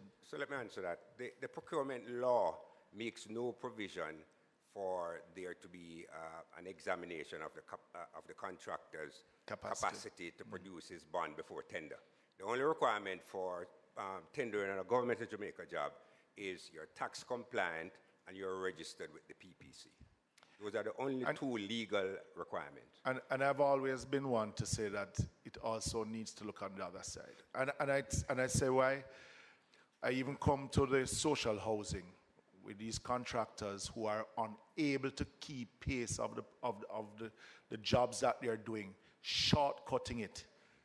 I have one of the first house that was, Mr. Cargill knows of it, that was done in the social housing, that was given to the resident over a year ago, but still has not been able to move in because it's still leaking. Contractor stole the water tank. We had to get him to replace it. The walls are stripping. And instead of doing it over 3 months, he took nearly 6 months to do it. So, going for the lowest tender, but not seeing if they are in that financial capacity or ability to carry through the job is counterproductive to what it is that you're trying to achieve at the same time. To just add to what you're saying, because you pretty much spoke about the issue I had in relation to non-performing contractors. So I don't think there is or there are measures in place for an entity like NWA to be able to reject bids from non-performing contractors when they send out a tender. And I think we have to address that as an issue because it is causing problems when it comes on to projects being completed. For example, you have a contractor submit a bid, wins the bid because he's the lowest, and only because he's the lowest, but for some reason cannot execute and is not executing. No, that's not even it. They're just not executing because they're not performing. I believe they frustrated the contract. Yeah. However, the NWA is not able to respond in such a way that would remove those persons from the pool of contractors that exist. Okay. Am I correct? Yeah, except when you say the NWA, I'd rather you say no entity of government. Yeah, okay. So if I may just respond very, very quickly. The difficulty does not arise only with the lowest bid. So there are two issues. There's a contractor performance apparatus, which does not exist in Jamaica. And for that to exist, it requires a policy prescription, meaning that the apparatus has to be designed, it has to be tested in the marketplace, there has to be buy-in from the constituents, meaning the master builders, the contractors, and so on and so forth. Cabinet then has to sanction that and give it the power of policy prescription. I can say with some degree of certainty that apparatus has already been designed, it has been tested in the marketplace, and it is for, I don't know if I'm at liberty to say that it's for Cabinet to consider and to implement or to give instructions for the implementation. But those of us who worked on that did a lot of research in terms of other jurisdictions, what obtains and whether a contractor should be expelled or whether he should be dropped in grade and so on and so forth. So that does exist, and it needs to come into being in the shortest possible time. The other matter relates to difficulties associated with accepting the lowest bid. The fact is that okay, so what the law says that a contract can be awarded without more if it is 15% above or below the engineer's estimate. That's what the rules say. It then goes on to say, notwithstanding that prescription, if a bid is lower than the 15%, the entity has the obligation to scrutinize that bid and to satisfy itself that the work cannot be done for that price. So the onus now is on it. Now, if you look at it, If a bid is above the engineer's estimate and you award it to the contractor, that constitutes a reputational risk because people will say, well, you know, you're getting a kickback, that's why you award it higher than the engineer's estimate. If it is awarded below the engineer's estimate, that constitutes an implementation risk. No, but as I said before, you cannot, without more, reject a bid which is below the engineer's estimate without an exhaustive process. And also, too, a defense, because remember now, you know, every contract that we award is up for scrutiny. And very often we have to defend and explain, why did you not accept this low bid? So it now becomes, you know, our reputation on the line to say, listen, we didn't believe that it could be done for this money, and so on and so forth. So it is not just a question of rejecting the bid, because the law does not allow, it says we must scrutinize and ask all kinds of questions to satisfy ourselves. And at the end of the day, it's awarded and it's not implemented.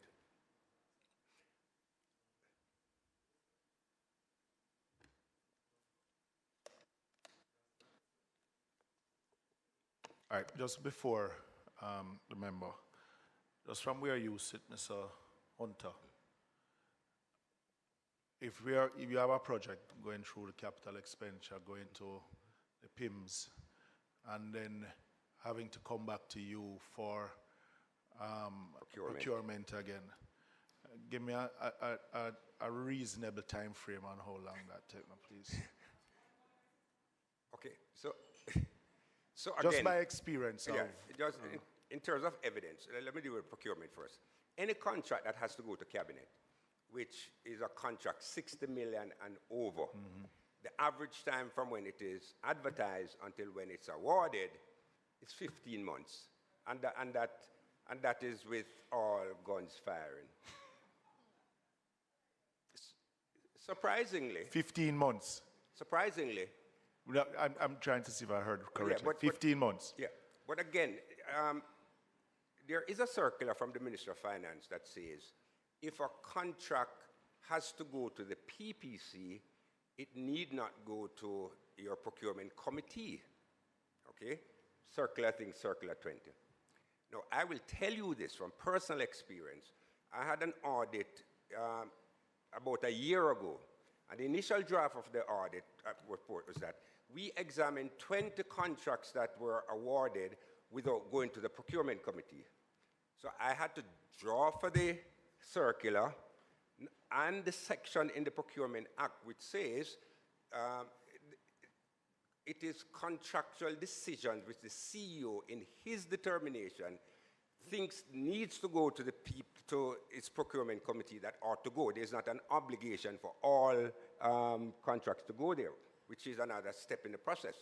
Well, of course, the predictable response was, okay, tell us why you chose not to send it to the procurement committee. So the point is this.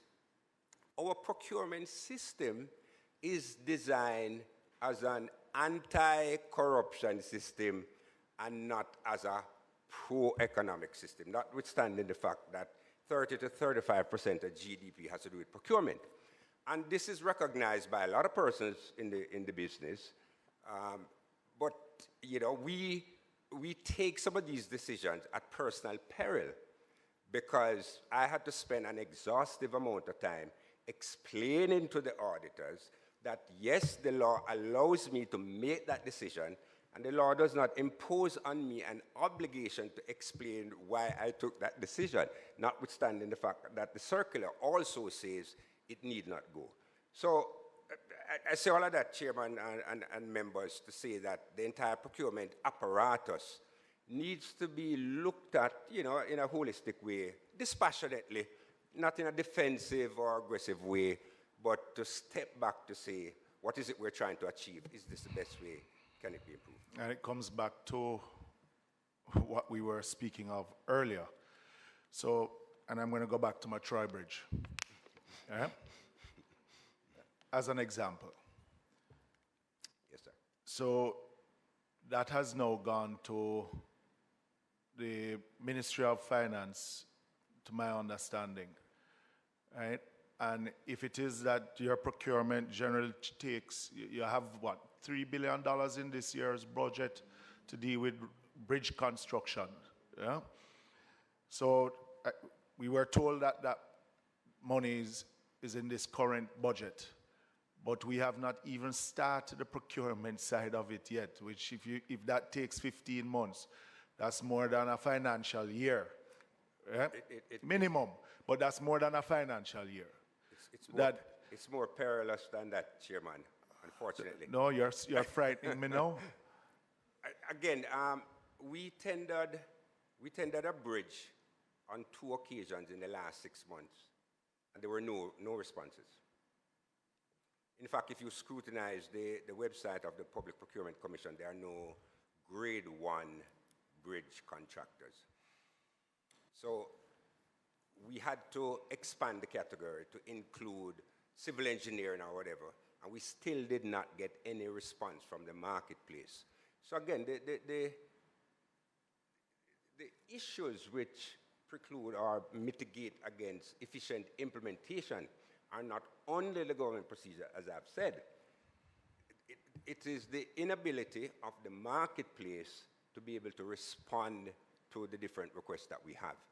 And there are probably, maybe, I don't know, the China Harbor can probably do it, but they are not registered as a local company, and so we are prohibited from using them in that regard. So we're in more of a crisis then, Mr. Hunter. No, because I expect that something like a bridge would be dealt with as an emergency. That's the first thing. Hold on. Yeah, as an emergency. But if you are now reporting that you have put out tenders for bridge for more than one and have not gotten any response, so that even if we have an emergency, then how are we going to respond to it either? Okay, so again, Chairman, without... Madam P.S., you want to... Hold on, Mr. Without Hunter. belaboring the point. Your senior... Oh, sorry. I'm so sorry, Sir G. Chair, I just want to give you some level of comfort. I am very optimistic about the Craig Mill Bridge as well as Troy. And we know of your angst, we see your agitations, and we are aware. And so what I want to say to you, that in terms, we've been working very, very closely with the Public Investment Appraisal Branch in the Ministry of Finance and the Public Service. And by the end of that week, this week here, we should have the proposal being submitted to them, and thereafter, it is really on a fast track.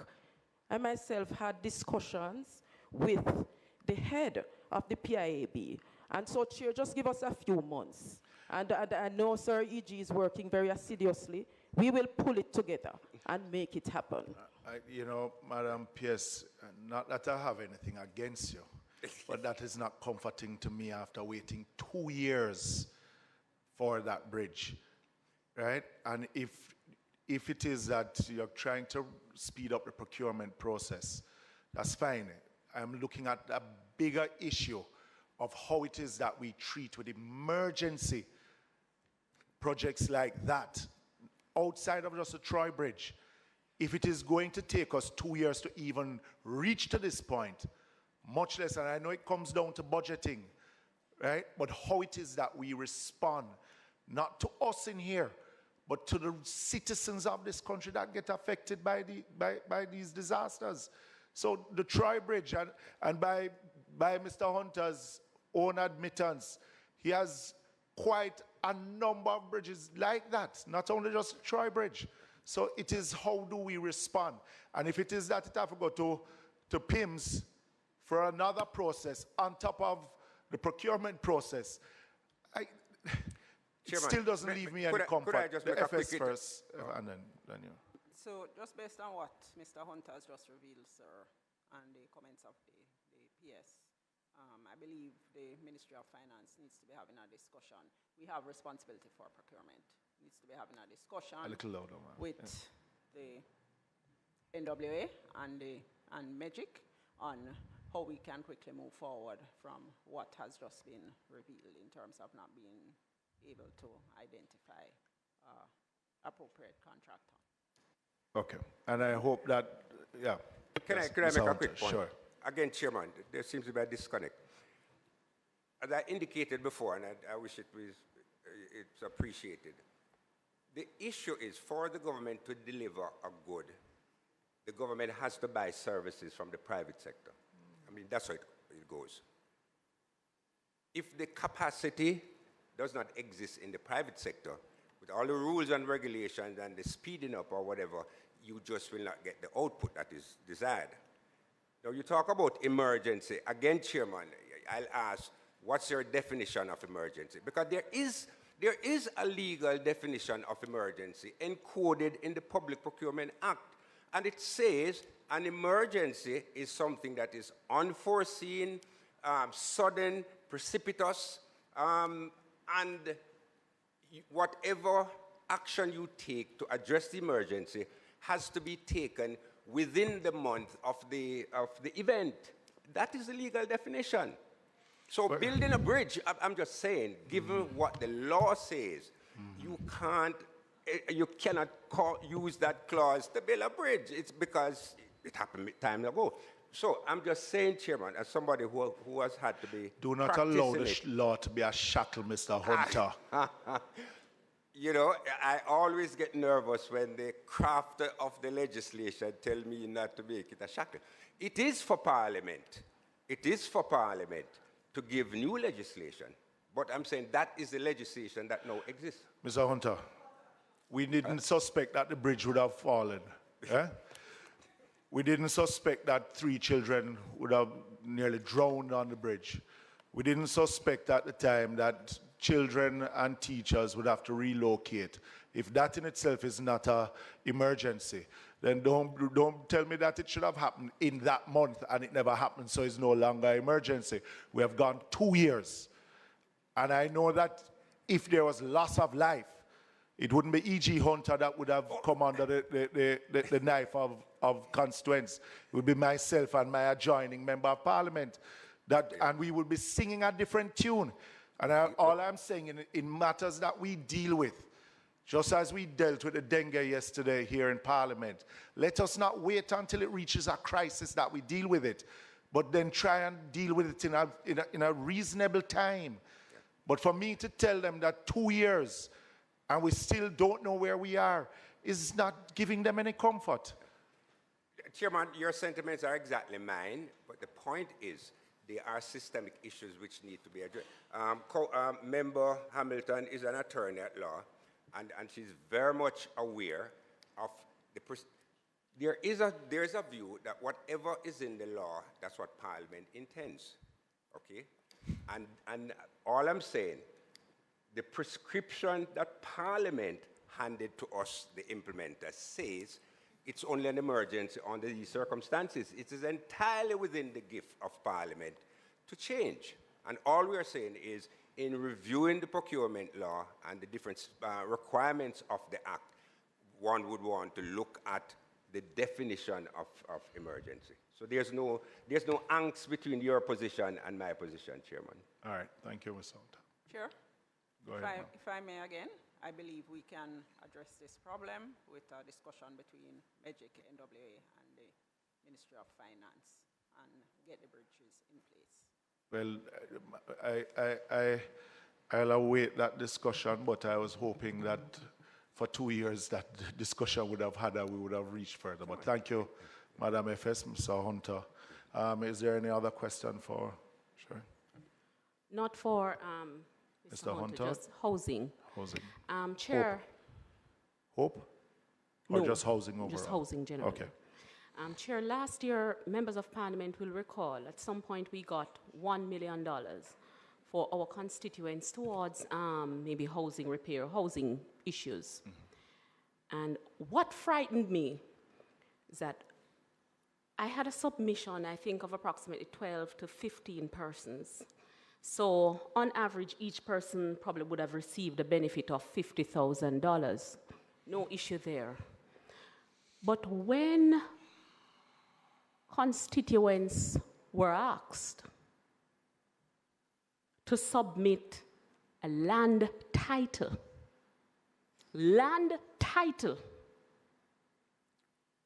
for that benefit, We got $1 million. I had about 12 to 15 persons, so I am looking, I think maximum one person or persons would have received $100,000. And individuals were required to show land title. And those who did not have the title, worse, they were told to get a letter from a justice of the peace showing that they were occupying the land for 15 years or more. And I immediately asked the question, who is writing these rules? Who makes these regulations? And the persons who do, are they in touch with reality? The reality that exists on the ground. And indeed, Chair, I also said, so tell me something. You are asking me, maybe for 5 or 10 bags of cement, some plyboard, some zinc, that they should show land title, one, or that they have occupied the land for 15 years or more.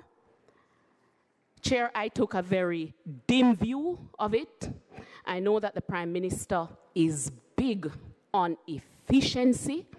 He's big on integral systems. But, Chair, I am of the view that the solution cannot be incongruous or misplaced in light of the mischief or the trouble that we are trying to prevent. We always need to bear in mind that we are dealing with people, and situational ethics apply. And in many instances, and they believe that, it's the MPs who write these rules or so on. The MPs don't run the ministry. In fact, I think technocrats do. Thank you, Chair. Thank you, Chair. So we've heard you, MP, and I would just want to say that no policy is static. In government, we constantly review. We listen to what our constituents have to say. And so we are hearing what you're saying, and we are committing to having a review to see how we can move forward in a more efficient and effective way. Madam PS, and I just want to say to my colleague too, there has to be a balance, because you have some dishonest landlords out there too, that when the tenant fix up the house, they take the tenant out of the house with the repairs done by the state, when it is actually for the person who is. So there has to be a balance in it also. But I also made a suggestion at the opening of one of our Hope houses in Northwest Manchester, because coming back to the titling, since it is that the individuals have to show ownership of the land, but many of them are not, don't have the title in their hands. So if there could be a complete, you're building the house, that the titling is assisted at the same time in allowing these individuals to, no, it doesn't happen. They have to just show proof of, they don't have to show the title itself in that instance, but that the titling is also assisted to these individuals. Right? Chair, if I may, without prolonging the discussions, I'm hearing from our Chief Technical Director that there is some, so I'm just going to ask Ms. Scarlett to speak. It doesn't negate what I've said, though, in terms of a review of a policy. Okay. Thank you, Chair. So if that is what was communicated, then that would have been a miscommunication. Okay. All that we want to ensure is that the persons have a relationship with the land. So that relationship could be in the form of a title if they're owners. There are some persons who will produce their property tax receipts. But in order to assist persons, because we do realize that there are many persons who are living on lands, it could be generational lands, it could be family lands, but they have a relationship. So that is where we said, all right, if you don't have anything to show, what we ask you to do is to have a letter, whether you're a member of parliament, whether a justice of the peace, a pastor, somebody who can attest that, yes, you have a relationship with this land, because you made a valid point, Chair.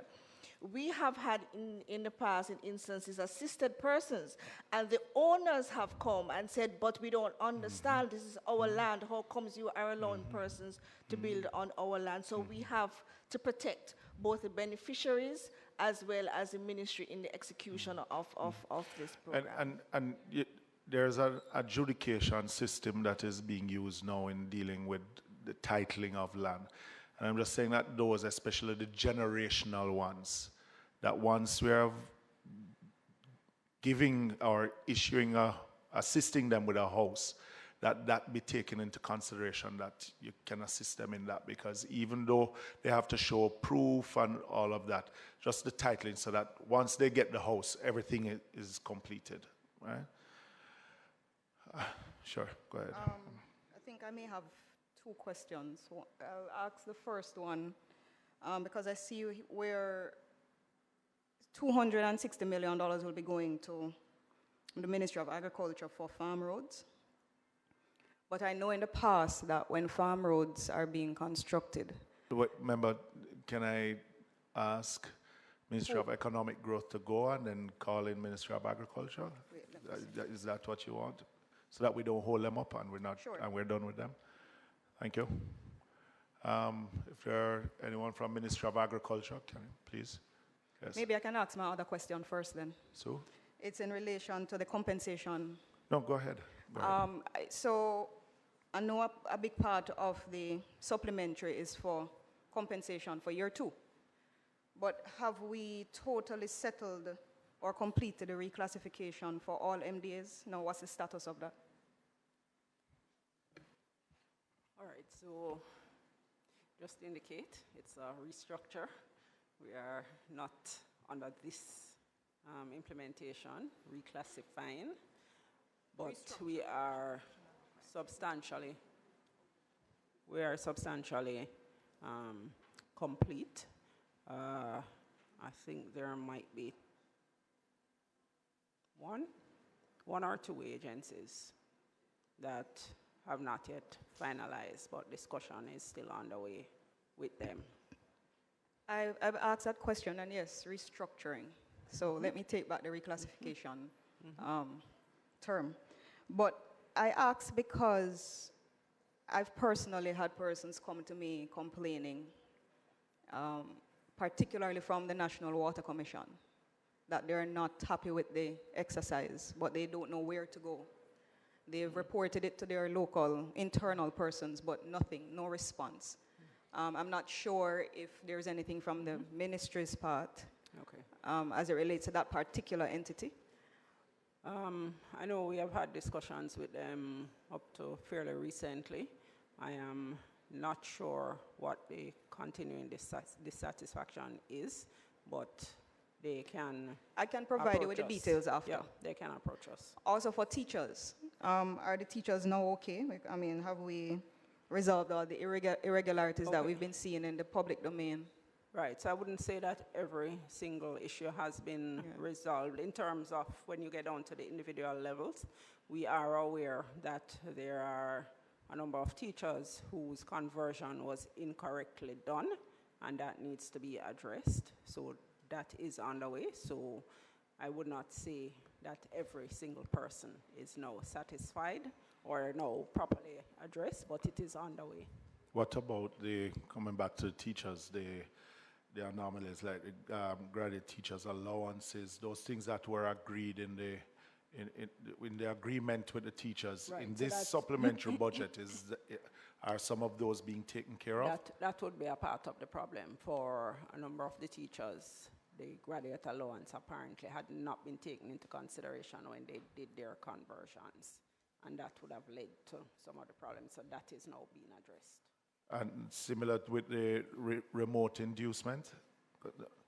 Because there was an agreement that was signed with the teachers, and you said that was not calculated in it. That was left out by what, the teachers or the ministry? No. On the graduate allowance, just in the actual conversion, the ministry failed to take account of some of the person's graduate allowance. Okay, to the ministry failed. The conversion. So on the inducement, I'll have to do some checks and come back to you on that. All right, but so now that you have recognized the graduate allowance, in this 37.2 billion compensation that's in this supplementary, will it take care of that anomaly?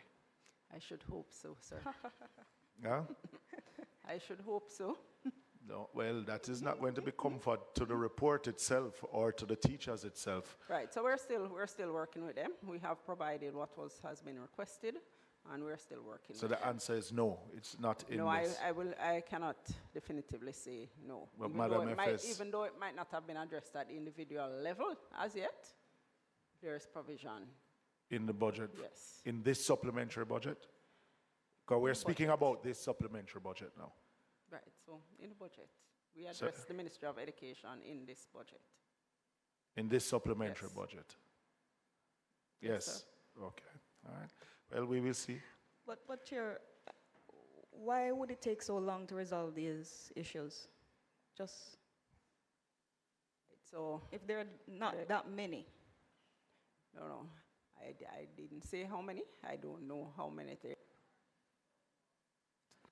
No, go ahead. Yeah, it needed to have been identified, first of all, that there were issues. Some persons were converted correctly, but we have now discovered that others weren't. So once you identify an issue, we deal with it.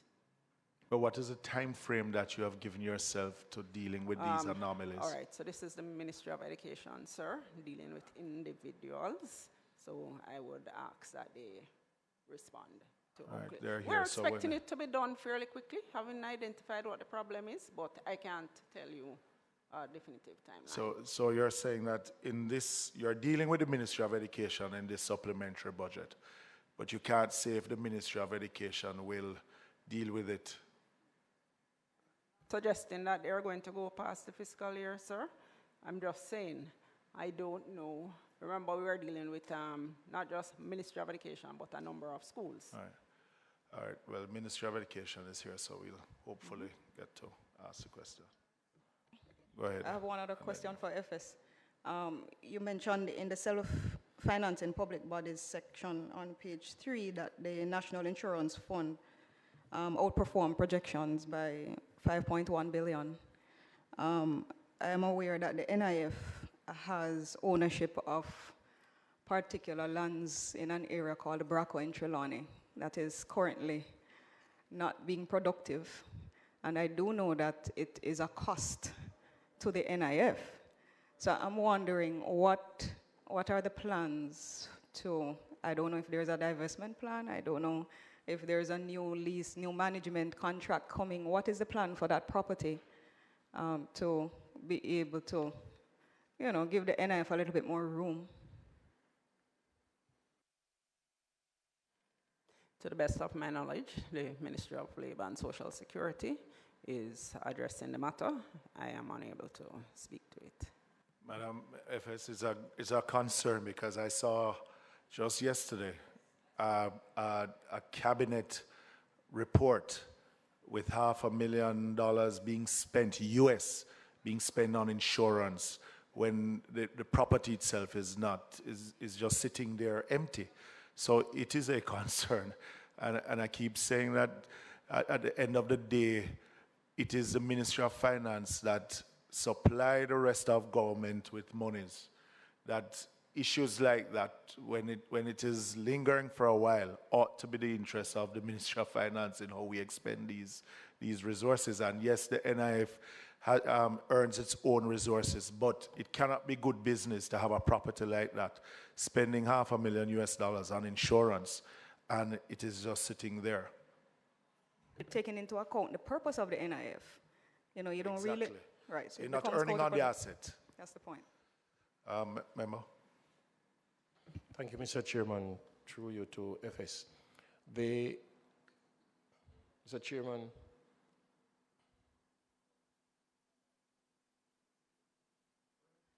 no, you're not listening. Thank you very much, Mr. Chairman. Mr. Chairman, I sat here and I keep hearing the argument being put in front of Madam, and I am waiting to hear a timeline. When is it? how is it going to be done? Yes, she acknowledged that there are some anomalies and there are other situations, but we cannot get from you, madam, a time frame as to when things are going to be done. The fact of the matter is that as it relates to the teacher, my colleague raised the issue. It is directly the Ministry of Education, but it doesn't stop with the Ministry of Education. It comes back to the Ministry of Finance. And many times we will hear on the news, it is the Ministry of Finance, the Ministry of Finance. And so the Ministry of Finance must hold somebody accountable for the situation. So it can't be that the Ministry of Education gets the money or have the money to do these things or know of the situation and not putting it forward to the Ministry of Finance. So that because the persons who are employed, they understand the situation, they know what the situations are. They're the one that feel in the pain. And so they want to know that, okay, within 1 month, within 2 months, it is going to be dealt with. At least they can plan around a certain time frame. But when it is left up in the air, Mr. Chairman, it seems as if we're not going anywhere. People get more frustrated than anything else. Also, Mr. Chairman, one of the anomalies that we are seeing is that you have in different entities persons who are in charge of a sector or group of people. People below them are still getting a salary higher than who is in charge. And I'm asking, who is it? Is there an explanation to it? Is it correct or what? We just need to get some answers to those situations. Madam, yes, FS. So we have a 3-year implementation timeline on the compensation restructure. We're in year 2. We are dealing with all of the issues that have arisen, having gone through year 1 and started year 2. We are dealing with it, the Ministry of Finance and the Public Service, including the Transformation Implementation Unit at a specific level. We have gotten involved in individual level as well, and we are assisting all the MDAs where there are issues to resolve the issues as quickly as possible and to seek to have the full implementation done within the 3-year timeline. The Ministry of Education will have to speak to you on the specific matter of the teachers. But whilst we are waiting on the Ministry of Education to come to us for us to ask them the same question, now that you are aware of the situation, madam, because I doubt if it is the first time that you're hearing it today, and you would have heard it more than once today from more than one persons. We are saying that, yes, we as parliamentarians, we are waiting to hear from the MOE, but you're aware of it. Have you asked them to give you an answer to the situation, to the question that are being asked? Because you would have already been aware of the situation.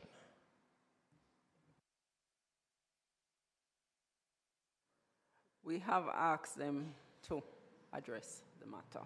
We have been in discussion with the Ministry of Education, and we have requested that the matter be addressed in as quickly a manner as possible. So it is not just the money, you mentioned the money, it is that they need to go back and do the correct conversion for each affected individual. Yeah, the Ministry of Education is here, so where that one is concerned, let us see if we can go through Ministry of Agriculture and then see if we can get them in so that we can have a complete answer to that question to do it.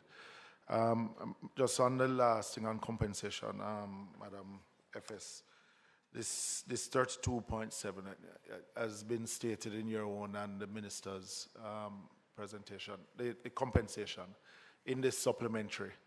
Is this taking care of year 2 in its totality, or is there more anomalies to be dealt with, or payments to be dealt with going down? What percentage of year 2 will this take care of? We're expecting that it will take care of the majority of year 2.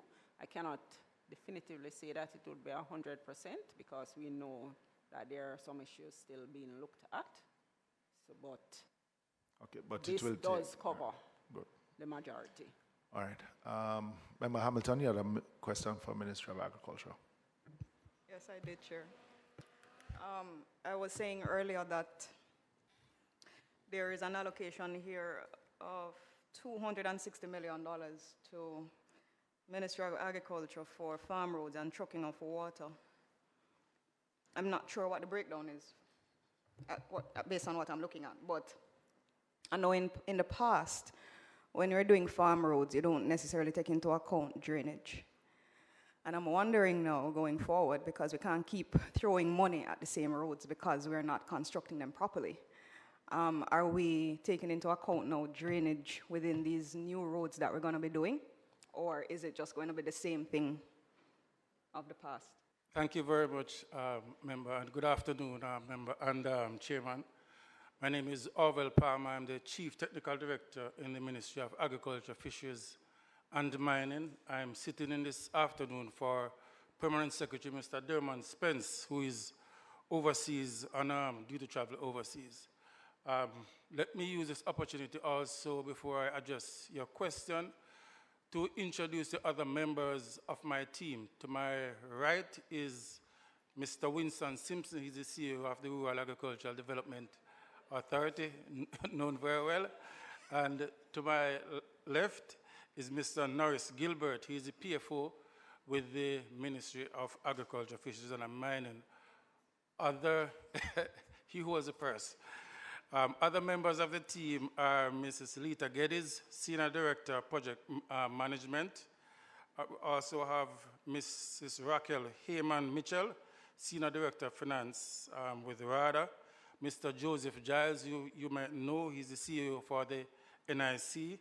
Mr. Wayne Williams, he's the Project Manager for the Southern Plain Agricultural Development Project. We also have Ms. Sidina Legister, who is the Project Manager for the PPCR Fisheries Sector Development Project.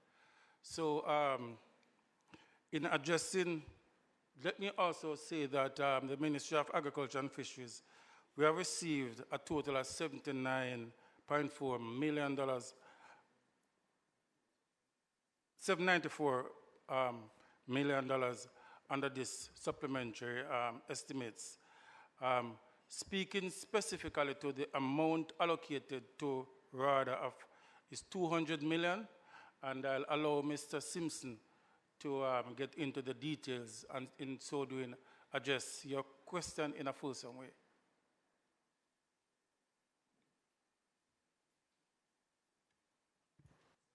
Thank you very much.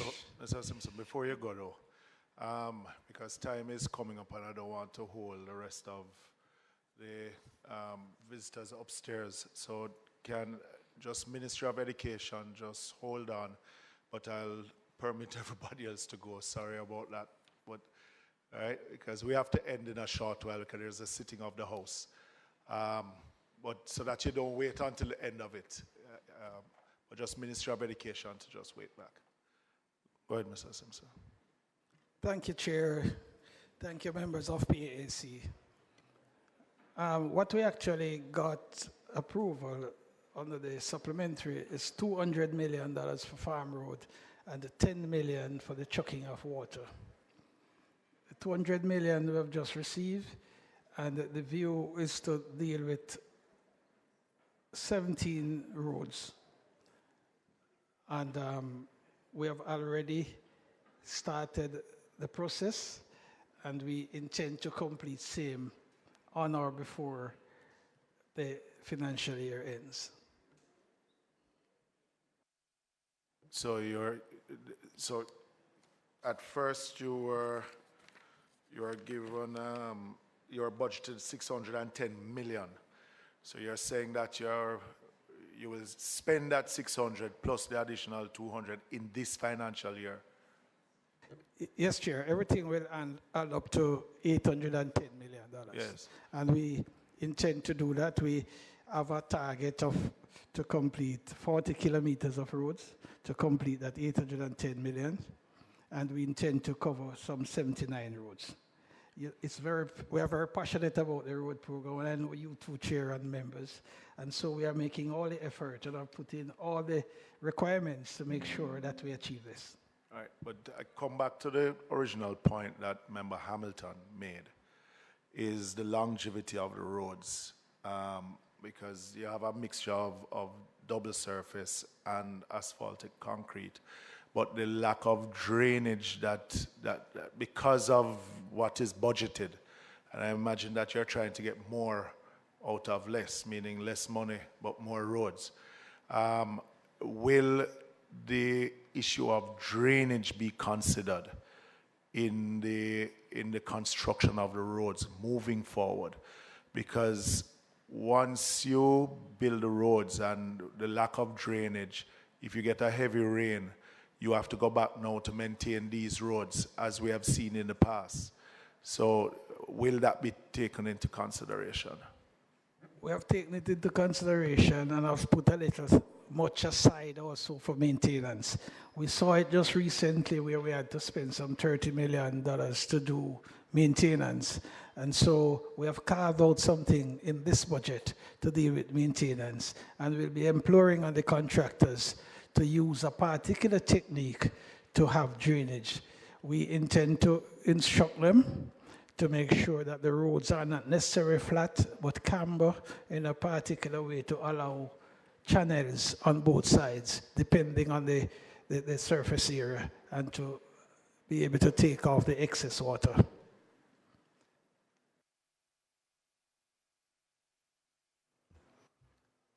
And you're satisfied that will work? It will be sufficient to maintain those roads?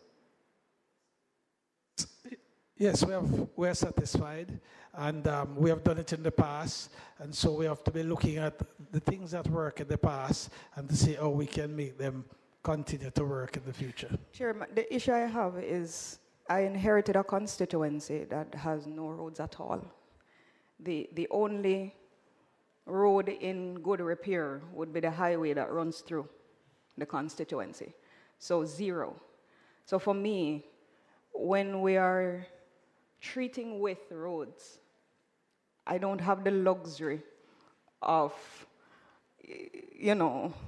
making recommendations for the same road over and over. And that is why I raised the concern, because I realize that there is a problem with these RADA roads that if we don't address, then we'll see us spending monies on these roads time and time, which is, for an MP like myself, I don't have the luxury of doing that because my constituents will have my head.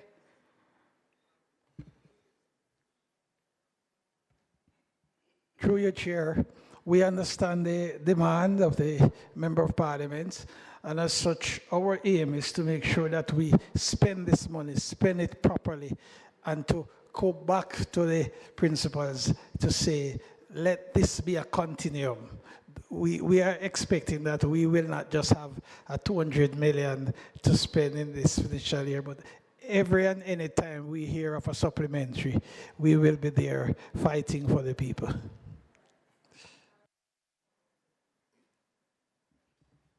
Thank you, Mr. Chairman. Through you to it goodly gentlemen. The roads that you're doing, that you refer to as farm roads, agricultural roads, what is the lifespan? When you rehabilitate a road under that program, what is the lifespan that you're expecting?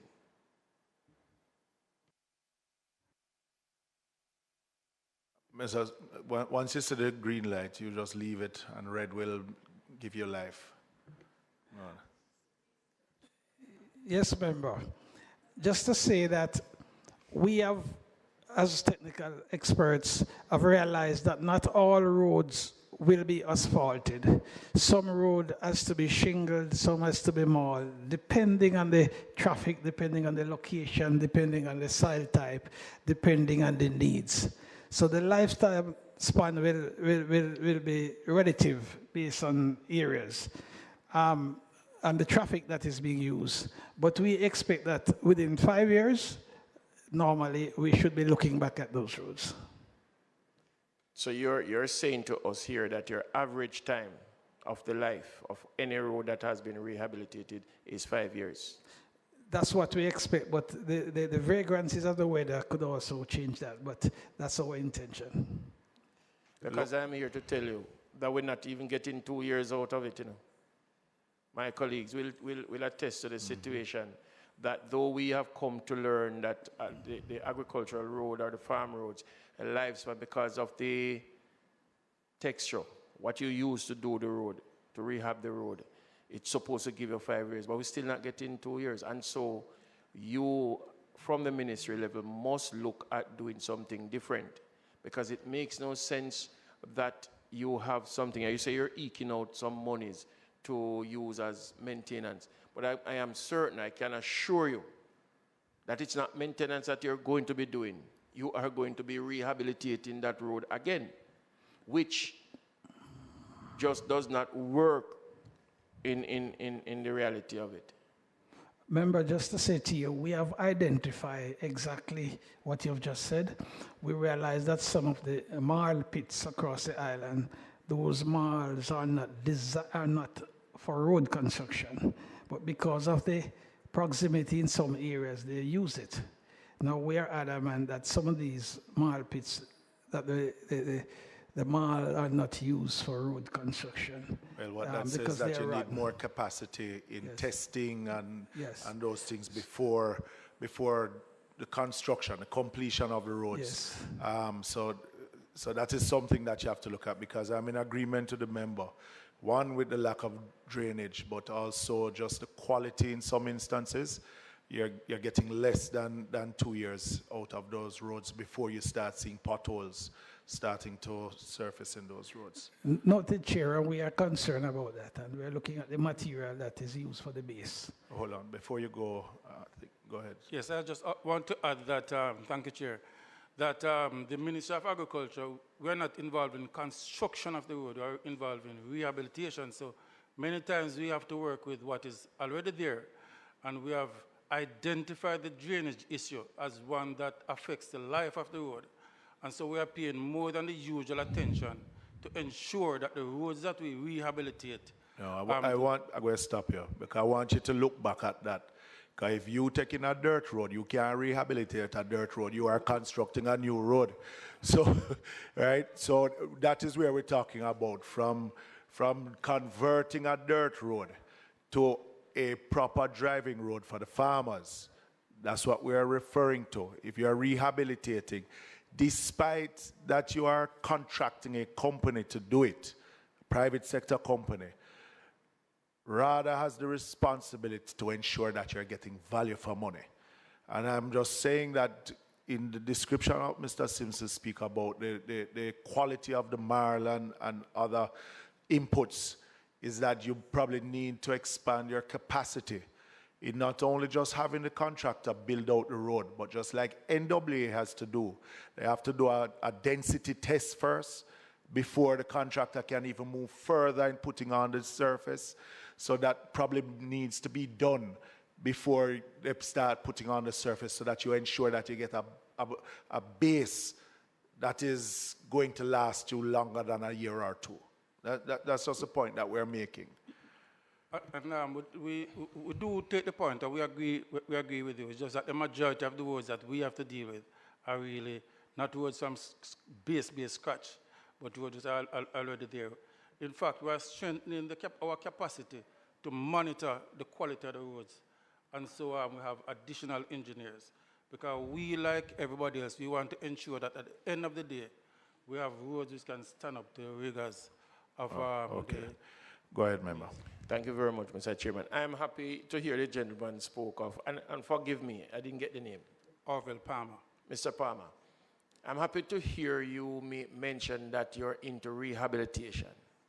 Rehabilitation speaks to construction. So you're reconstructing. And so you spoke of two ingredients, marl and shingle. For the farm roads, remember, it is not just a road that is going into the wilderness. It is a road that traverses communities. People live there.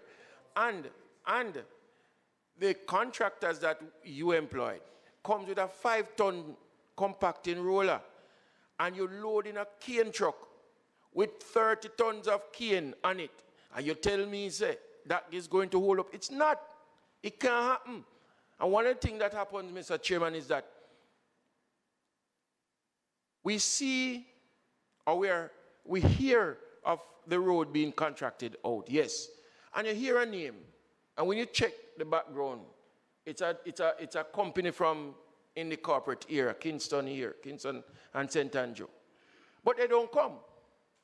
They will take a part of whatever little is given to them and subcontract it to another man who is from that area. And so you don't get the quality because it's too profit margin now, you know. So it cut the quality of the road. And so the residents are left with substandard. And who get the blame?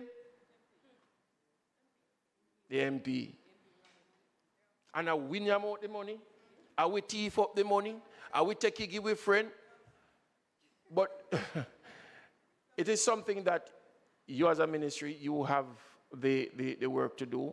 And I suspect, I hope, it is my opinion, that going forward, that you will not only look at the texture, as you have said, but you will also look at the awarding of the contracts.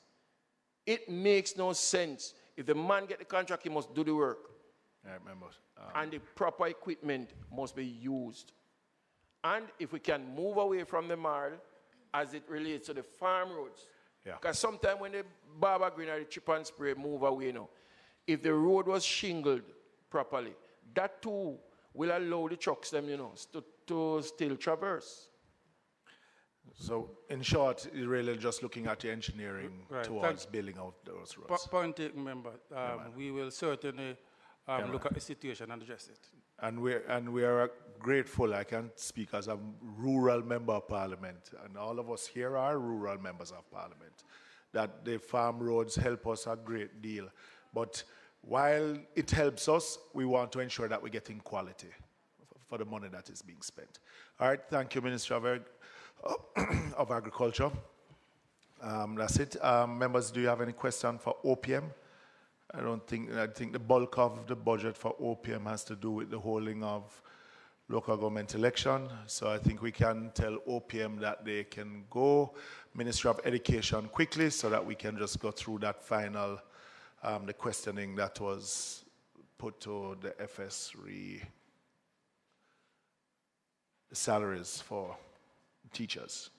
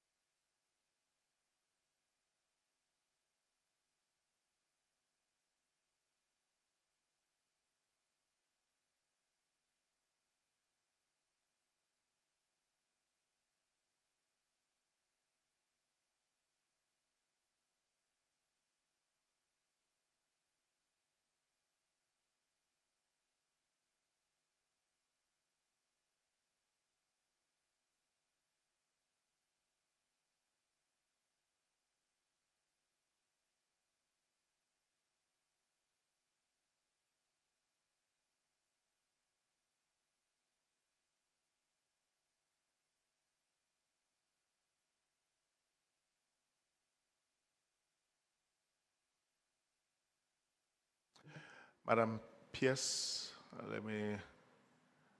Madam Pierce? Yes.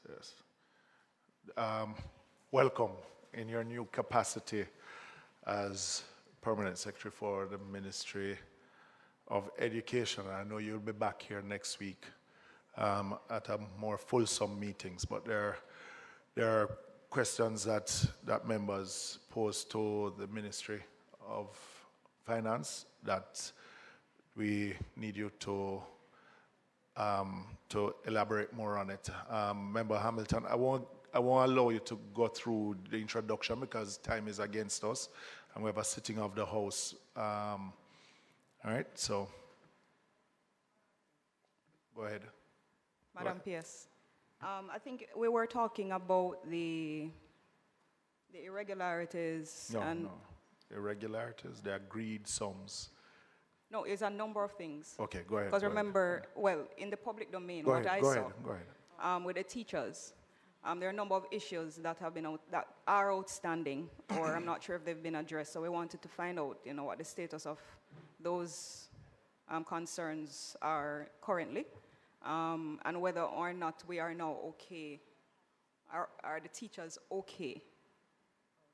And in particular, just to add to the member, having to do with the graduate teachers' allowances and the remote inducement allowances. The sum that is in the supplementary budget, we inquired of the FS if the sums that are now in the line item for salaries for the Ministry of Education, will it take care of those two anomalies that exist now, which is a graduate teacher's allowance and the remote inducement? Okay. All right, good. Can you just speak? No, the mic is on, but you need to pull the mic closer to you. Pull the mic closer to you, please. Thank you very much, Chair. Good afternoon, Chair and members.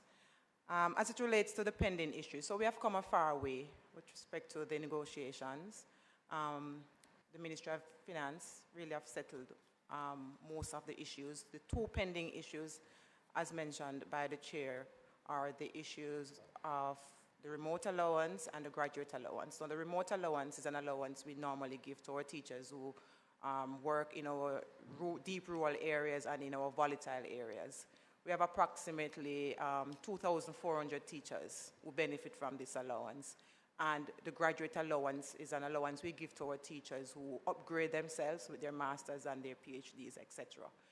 In the conversion process for the new pay system in terms of the compensation review, we had an issue with how the graduate allowance was, quote unquote, was not factored in the formula. So teachers who had similar years of service and at the same level in their band, they converted at the same point in the new scale, eroding the benefits of the graduate allowance. So that is something that the union has brought to the table, and the Minister of Finance has given commitment to reassess that and to work it through and to give some directives. We have not yet been in receipt of that directive, but a solution was put on the table by the union to move those persons up the scale by an increment for the graduate and for the PhD, a second increment. So that is something that is being contemplated. So exactly, what is the timeline for that? And I mean, the FS was at painstaking to say that this is a Ministry of Education issue now, right? So what is the timeline that we expect that this will be resolved? Because if it is that it has not been calculated, what you're saying is that an entry-level teacher is being paid the same as a teacher that has a master's, or in that instance. In the conversion. Yeah, right, so this will take care of that.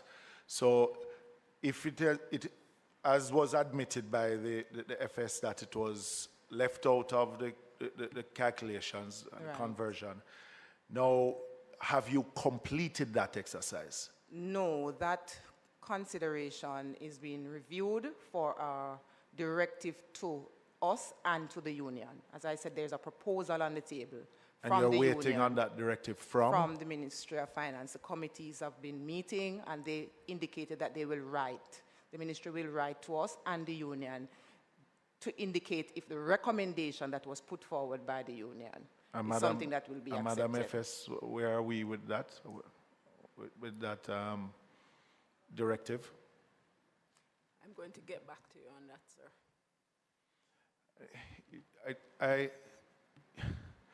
It is an issue that seems to be lingering, and I'm sure as coming from your former post to this one, you would have been dealing with these issues right through the negotiations. But I'm sure the teachers will be more comforted in having a timeline. So this has to do with the graduate teachers. What about the remote inducement? Is that in the same directive that you're awaiting? And yes. That This, however, happened because of an error on our side.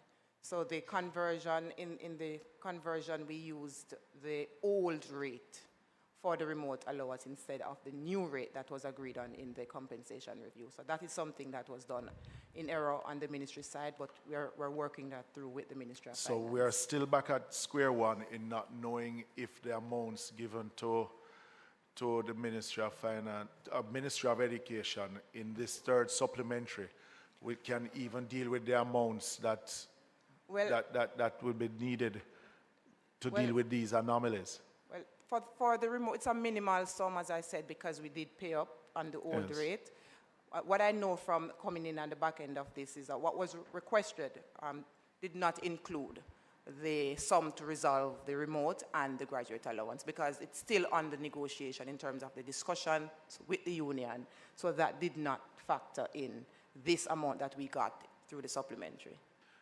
All right, Madam FS, can you then just give us a report before next week so that we can know where we are on it and being able to help us with our report to the Parliament? I'll get back to you on that, sir, quickly. Thank you very much. Members, are there any other questions as it is time for us to vacate the House until? All right. Thank you. Yes, we will have the Ministry of Education next week, Wednesday at the PAAC, which will have a more fulsome discussion on the state of education.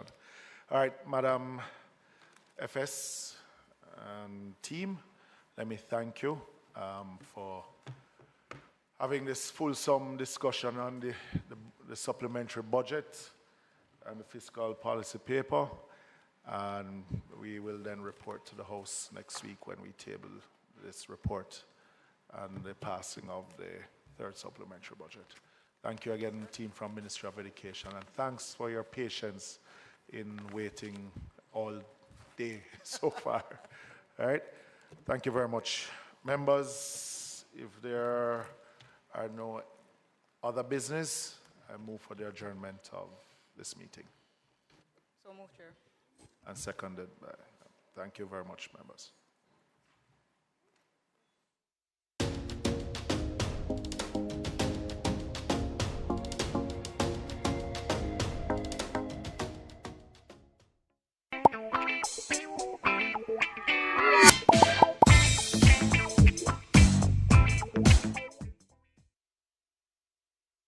If you no want pop down and fenke, you fi burn mosquito and run with dengue. So no make water settle in open container. For them we breed up under the danger. Usher them out, run them away.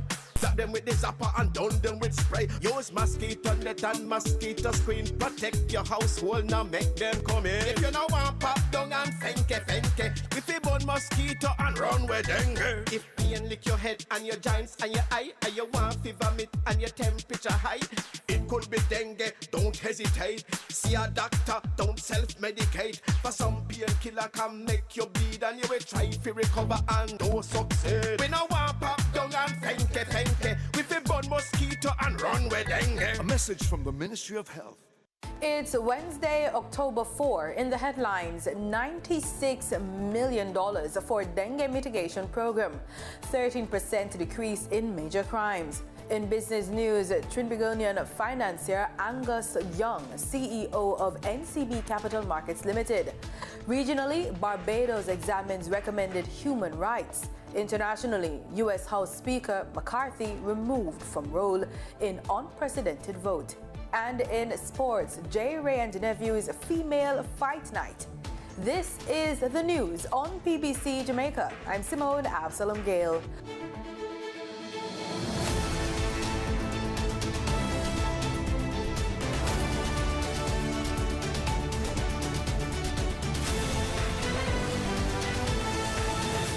The Ministry of Health and Wellness has allocated approximately $96 million for the dengue mitigation works through the Ministry of Local Government and the municipal corporations. Minister of Health and Wellness, Dr. Christopher Tufton, shared some details during a post-cabinet press brief on Wednesday.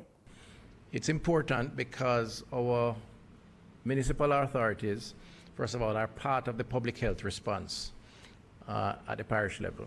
Secondly, they have an infrastructure through councillors, elected representatives, as well as the administrative representative, who are able to provide micro-management support in communities. So it's very important because, as I said, that's where the breeding sites are.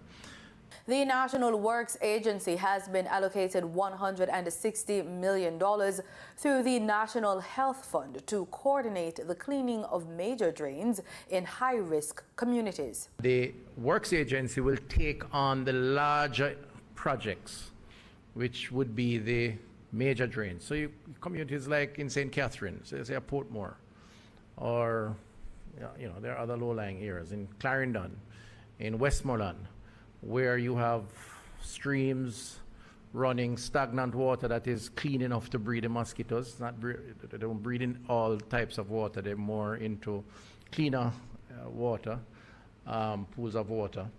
Then where there are larger catchment areas, then the NWA will go in with the backhoe and the other things to provide that kind of support.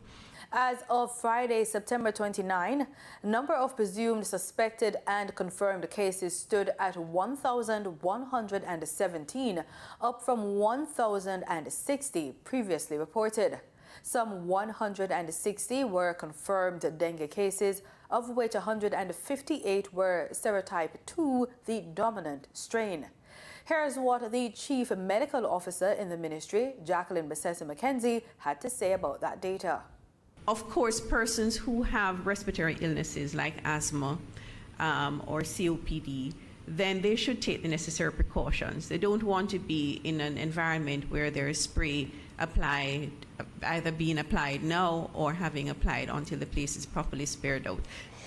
But you really have a mosquito problem and you really want to do something. So you can take your precautionary medications, your inhalers, to prevent any kind of exacerbation of your illness.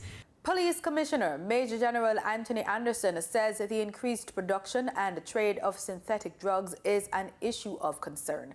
The matter was discussed at the recently held International Drug Enforcement Conference held at Montego Bay Convention Center in St. James. He spoke about it at a JCF press brief on Tuesday.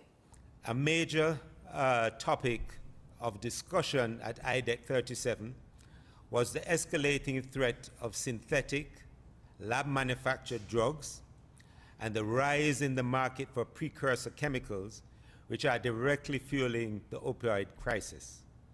These man-made drugs often are more potent and lethal than their natural counterparts and represent a new frontier in the drug trade. He says while there is no evidence of high production of these drugs in Jamaica, the authorities remain vigilant. Meanwhile, the commissioner noted the incident at Ocheria's primary school in St. Anne, where students were sold ganja-infused sweets in the school's vicinity. 60 students were treated at hospital due to consumption of the sweets. We believe that a Devon Holness of Mansfield Heights, Ocherias, may be able to assist in our investigations. So we are asking him to contact the St. Anne Police as soon as possible. Minister of Health and Wellness, Dr. Christopher Tufton, addressed the incident at this week's post-cabinet press brief. He says the students suffered from dehydration and 5 others were hospitalized. There are lingering impacts that would need to be assessed on the life of a child who has been traumatized in this manner, and public health is sensitive to that, working with the National Council on Drug Abuse and with the institution through the principal and the Ministry of Education through the minister. He says work is being done on a policy level. I really want to highlight the case to suggest why we have to be vigilant, why we have to, as adults, be extra vigilant around the protection of our children, even in the safe space of a school environment, and why it is necessary for us to have policies and enforcement of policies around giving them that added protection within that safe space. The government is very seized with that. It is something that we have discussed at the level of cabinet. There has been a 13% reduction in major crimes since the start of 2023. That's the word from the Jamaica Constabulary Force, JCF. Police Commissioner Major General Anthony Anderson, who made the disclosure during JCF's virtual quarterly press brief on Tuesday, said the reduction covers a period between January 1 and September 30. Murders were down 12%, which translates to 141 less persons killed. Shooting incidents down 9%, rape down 18%, and robberies down 17%. Meanwhile, Major General Anderson said more than 500 illegal weapons have so far been recovered this year. So illegal guns continue to be the weapon of choice for the criminals. 84% of murders are still by the use of firearms. He said the JCF will continue to partner with critical stakeholders in the fight against crime. We remain resolute in our drive to save as many lives as possible, to continue our efforts against gangs and violent criminal organizations, and end the year with reductions in all major crimes. The region is being warned of a possibility of strong tropical cyclone activities. The Barbados-based Caribbean Climate Outlook Forum says North Atlantic temperatures should remain well above average, continuing to fuel this weather phenomena. Tropical cyclones, also known as hurricanes, are intense circular storms that originate over warm tropical oceans and have maximum sustained wind speeds exceeding 119 kilometers per hour and heavy rains. In its latest Caribbean Climate Outlook on Monday, the Caribbean Climate Outlook Forum said that for the period October to December this year, there will be amplified heat stress through October with higher temperatures, humidity, and heat wave frequency. It said that this will fuel a record-breaking Caribbean heat season. The agency said that there will also be increased showers intensity during the peak of the wet season, leading to a high potential for flooding and cascading hazards. Time now for the business report with Danita Rodney.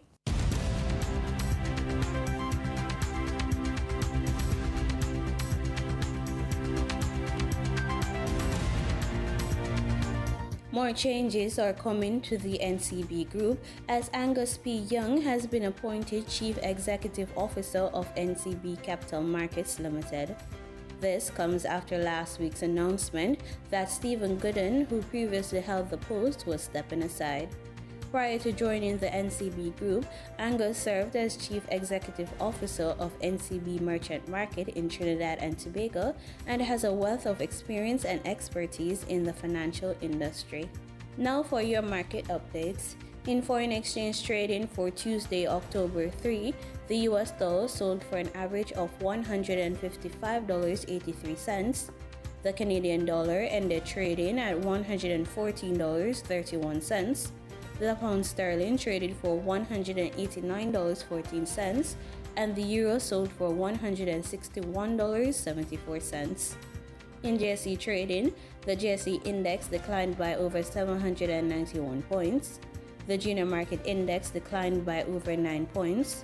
The combined market index declined by over 822 points, and the All Jamaican Composite Index advanced by over 825 shares. Overall market activity resulted from trading in 108 stocks, of which 49 advanced, 48 declined, and 11 traded firm. Stocks advanced for Access Financial Services Limited, AMG Packaging and Paper Company Limited, and Berita Investments Limited. Stocks declined for 138 Student Living Jamaica Limited, Cargo Handlers Limited, and Caribbean Cement Company Limited. Trading firm were Derrimont Trading Company Limited, GUS Corporation Limited Ordinary Shares, and JMMB Group 7.25% CR Preference Shares. The overall volume leaders were Trans-Jamaican Highway Limited with over 4 million units, Dollar Financial Services Limited, and One Great Studio Company Limited with over 2 million units. In regional stocks, in Trinidad and Tobago, the Mutual Market Fund did not record any activity. On the Barbados Stock Exchange, 0 securities traded. In regional business, Trinidad and Tobago's Minister of Finance, Colm Imbert, says one of the main objectives of the 2024 budget presentation is to help the people at the lowest end, and noted the increase in the minimum wage for business owners.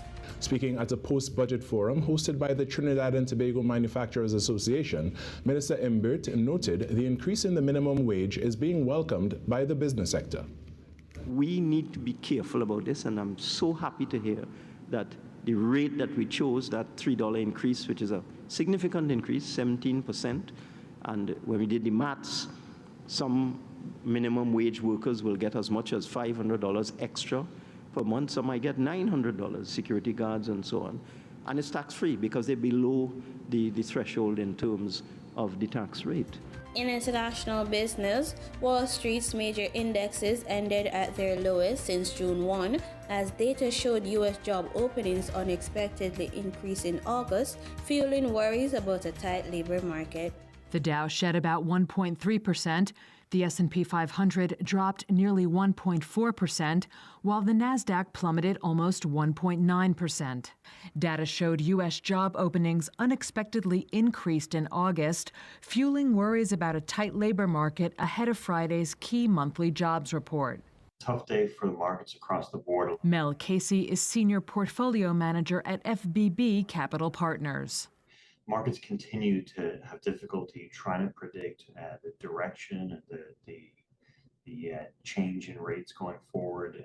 Is the Fed done? Is inflation behind us? Or are we still deep in the trenches on this fight? Atlanta Fed President Raphael Bostic said there is no urgency for the central bank to raise its policy rate again, but it will likely be, quote, a long time before rate cuts are appropriate. Cleveland Fed President Loretta Mester said she is open to raising rates again, potentially at the bank's next meeting.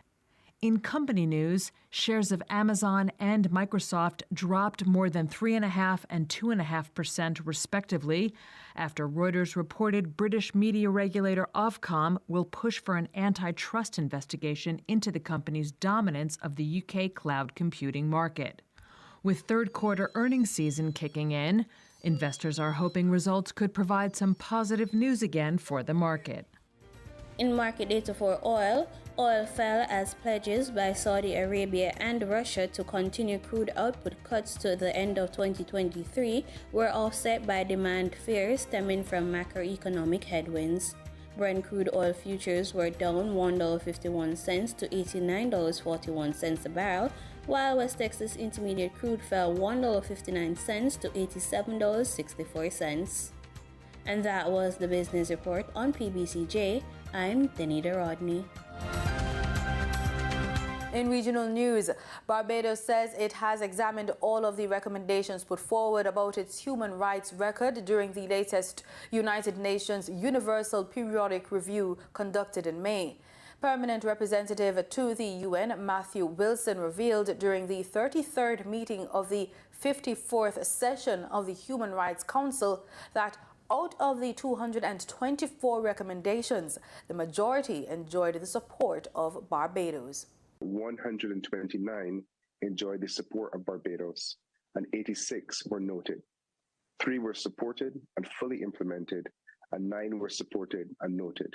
This will be included in more granular form in the addendum, which is being finalized for circulation. First, I'm pleased to highlight which recommendations have been fully implemented. The first, we have amended the national laws to ensure women confer nationality on their children in all circumstances. 2, we have amended the relevant laws to ensure all parents can confer nationality on their children. And 3, we have repealed or amended all discriminatory provisions in legislation, including by providing equal rights in conferring nationality to an adopted child or foreign spouse, which is why one of the first steps to be taken will be to recommend the establishment of a national human rights institution. In response to the 14 recommendations to ratify the Convention Against Torture, we have supported this. We are already in touch with various actors to support us in getting this underway. We take note of the recommendation around this optional protocol. We also support the recommendation to consolidate the legal framework on the protection of migrants by ratifying the International Convention on the Protection of the Rights of All Migrant Workers and Members of Their Families. You may recall that Barbados is the newest member of the IOM, and we will be working with them on this. Food security, digital wallets, and financial inclusion all featured in the Trinidad and Tobago Chamber of Industry and Commerce's annual post-budget meeting. On Monday, Finance Minister Colm Imbert presented a $1 billion fiscal package. Tyrion Brown Campbell has that story. 2023-24 budget seemed to have a varied impact on business stakeholders. This was evident as the Trinidad and Tobago Chamber of Industry and Commerce reviewed the budget presented by Minister of Finance Colm Imbert in Parliament on Monday. During his contribution to the forum, TNT International Financial Center Chief Executive Officer John Outridge noted this is still a cash society, citing a recent study conducted by the center. And the challenge is 65% of retail payments are still done in cash in Trinidad and Tobago. When we look at the Central Bank Stability Report, I would say year on year, the cash usage in terms of cash over withdrawals from ATMs is increasing at about $10 billion every year. Another presenter questioned whether Finance Minister Imbert's provision for 3 new licenses for companies to provide e-wallets in the budget is a sound decision. We're all saying we all need wallets. Wallets are the solution, but I'm not too sure that we've really analyzed what is root cause. Because you would see we do have these things available and adoption is low. So if adoption is low, is adding more really the solution? And founder and proprietor of Immortal Beauty, Catherine Nils, made a point about financial inclusion for small and micro enterprises. And what I saw small businesses saying was that 70-something% of us do not have business accounts because it is too hard. It is too difficult. The list of requirements, the administrative requirements, they are both...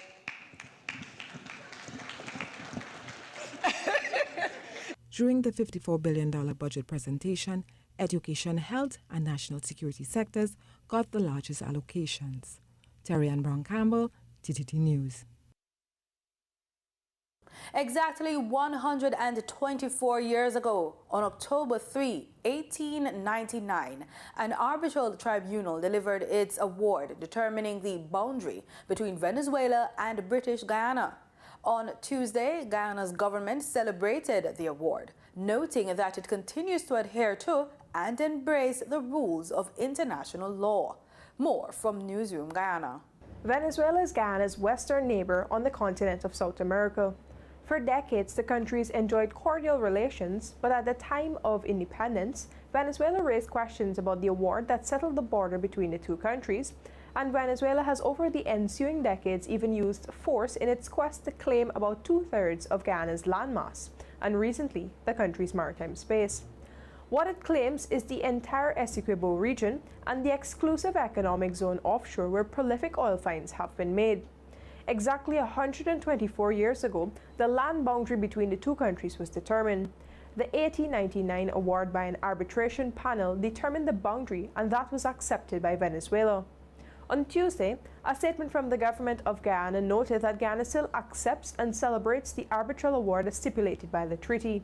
Further, the statement highlighted that for more than 6 decades after the 1899 award was delivered, Venezuela treated the award as a final settlement of the matter.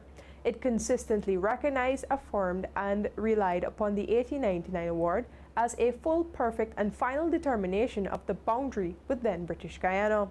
Between 1900 and 1905, Venezuela even participated in a joint demarcation of the boundary in strict adherence to the letter of the 1899 award.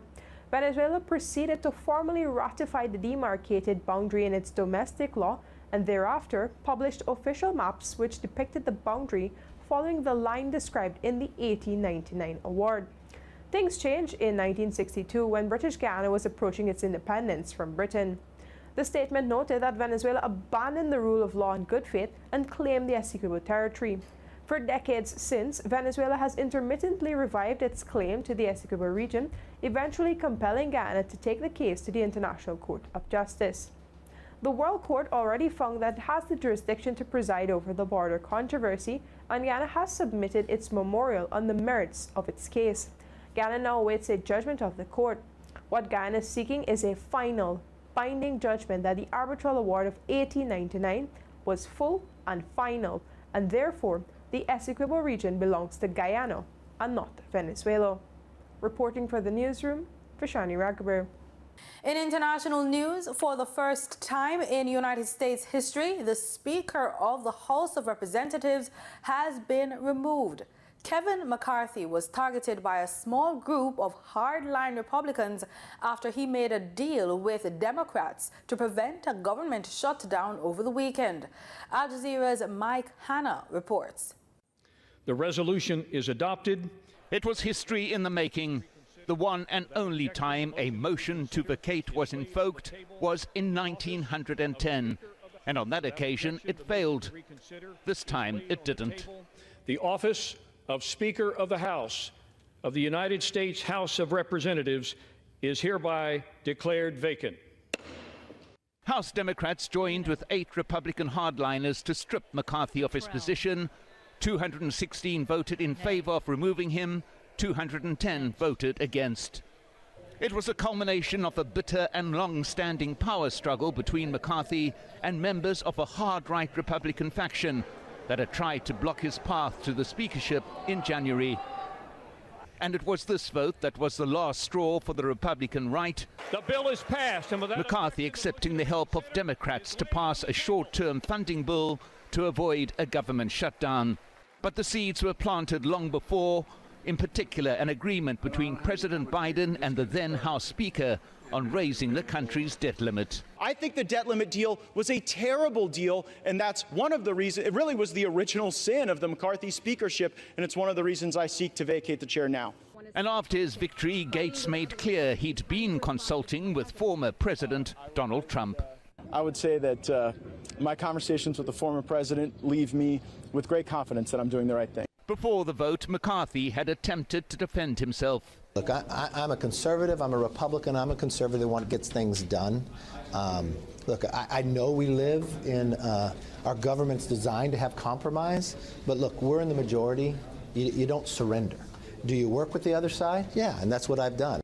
North Carolina Representative Patrick McHenry was nominated by McCarthy as a Speaker pro tempore, or temporary Speaker, and he'll fill in until a new Speaker is elected.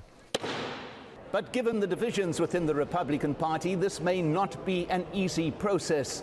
And looming over everything is the fact that another deadline to fund the government comes in a matter of weeks. And it's a deadline that a House in chaos may not be able to meet. Mike Hanna, Al Jazeera, Washington.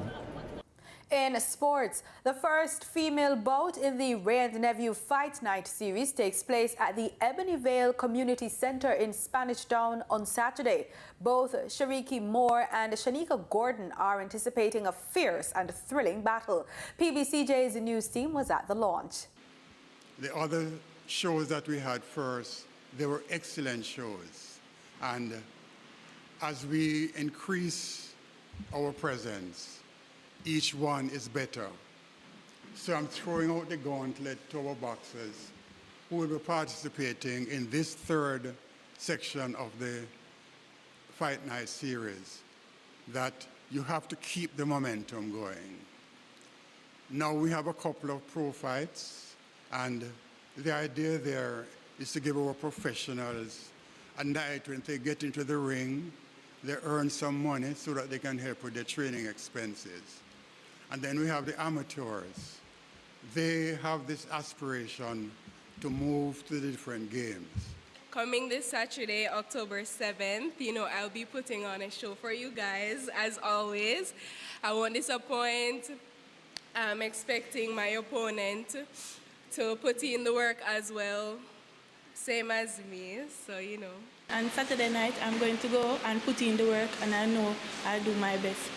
West Indies captain Hayley Matthews has consolidated her position as the #1 all-rounder in the ICC rankings with scores of 99 not out and a career best 132 against Australia. She also moved to number 7 on the batting rankings, while her 4 wickets in 2 games took her to number 5 in the rankings for bowlers. Matthews, who is currently enjoying a run of 7 consecutive Player of the Match awards, has been in rich form. In her last 2 outings, she scored 231 runs off 138 balls that helped West Indies level the T20I series 1-1 with Australia.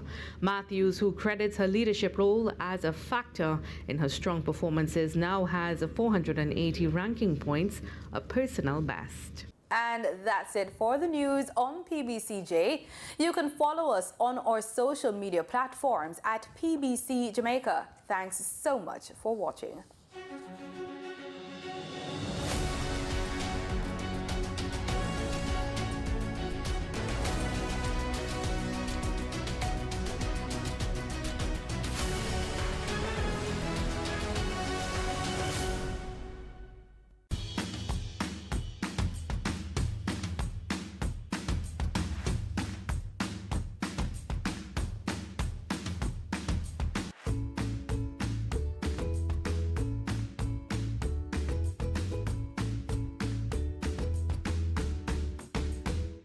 Hello boys and girls, and welcome to another exclusive of Getting to Know Your Roots.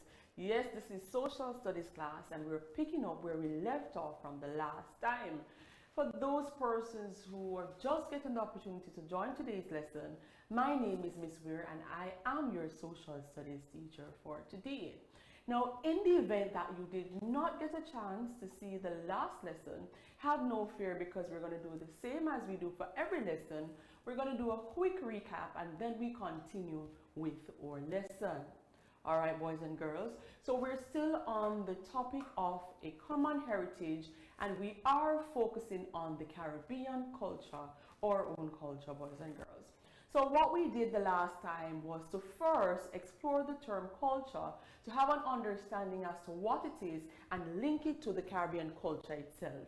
So we're just going to take a quick look as to what culture itself is and what should come to mind when we talk about culture before we dive into our lesson for today. Let's take a look.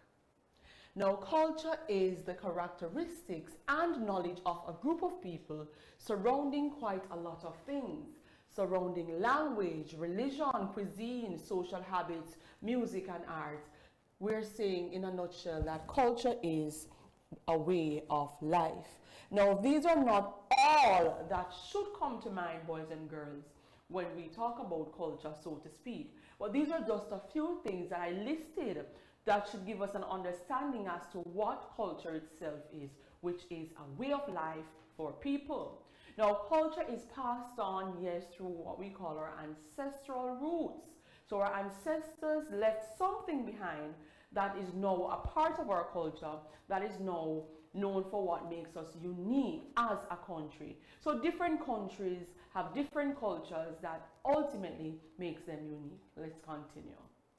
Now, culture is passed along by communication and imitation from one generation to the next. And as I said to you before, our ancestors, they are responsible for leaving their own trademark, something that we can call our own now. Now, our ancestors came to the Caribbean for different reasons. Some came to work, some came to live, some came voluntarily, some came involuntarily. But they came for a specific reason, which is what I want to get out there today.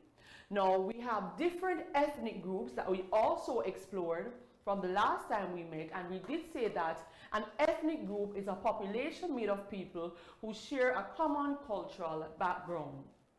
So they have something in common. Yes, we know that each country has a different culture, something different that they believe in, where language is concerned, among other things, music, art, cuisine, all those things, yes.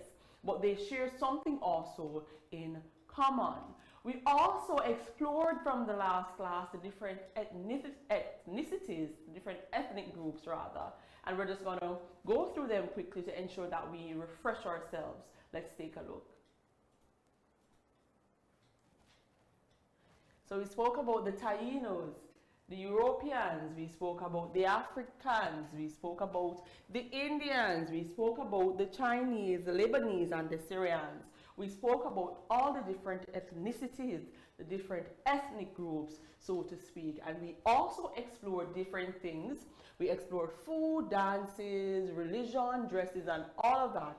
We explored all of that just to have an understanding as to why is it that we share a common heritage or common culture based on what we have been exposed to from the different ethnic groups that our ancestors would ultimately come from.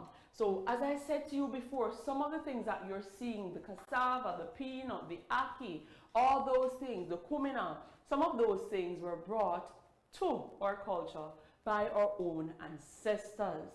All right, boys and girls, so we want to get that out the way.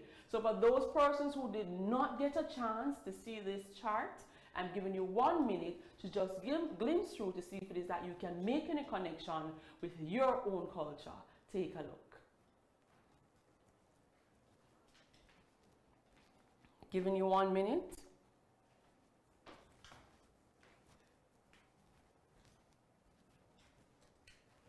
So once it is again that you see these things, boys and girls, you must be able to say that, yes, this is a part of my culture. Now, what we also explored was where our ancestors came from. And we spoke much about 2 continents. We spoke about Europe and we started to explore Africa. So that is where we stopped from the last lesson. And as I said to you before, we're going to be picking up where we left off.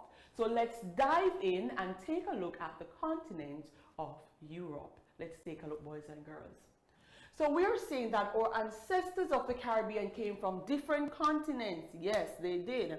And we are exploring for today Europe and Africa. Those are the continents that we're exploring first. Now, Europe is one of the smallest continents in the world, whether you want to believe it or not. And it shares a border with the continent of Asia. So that's the first thing I want to get out there, boys and girls. Think about Europe and you should think about it being the smallest continent in the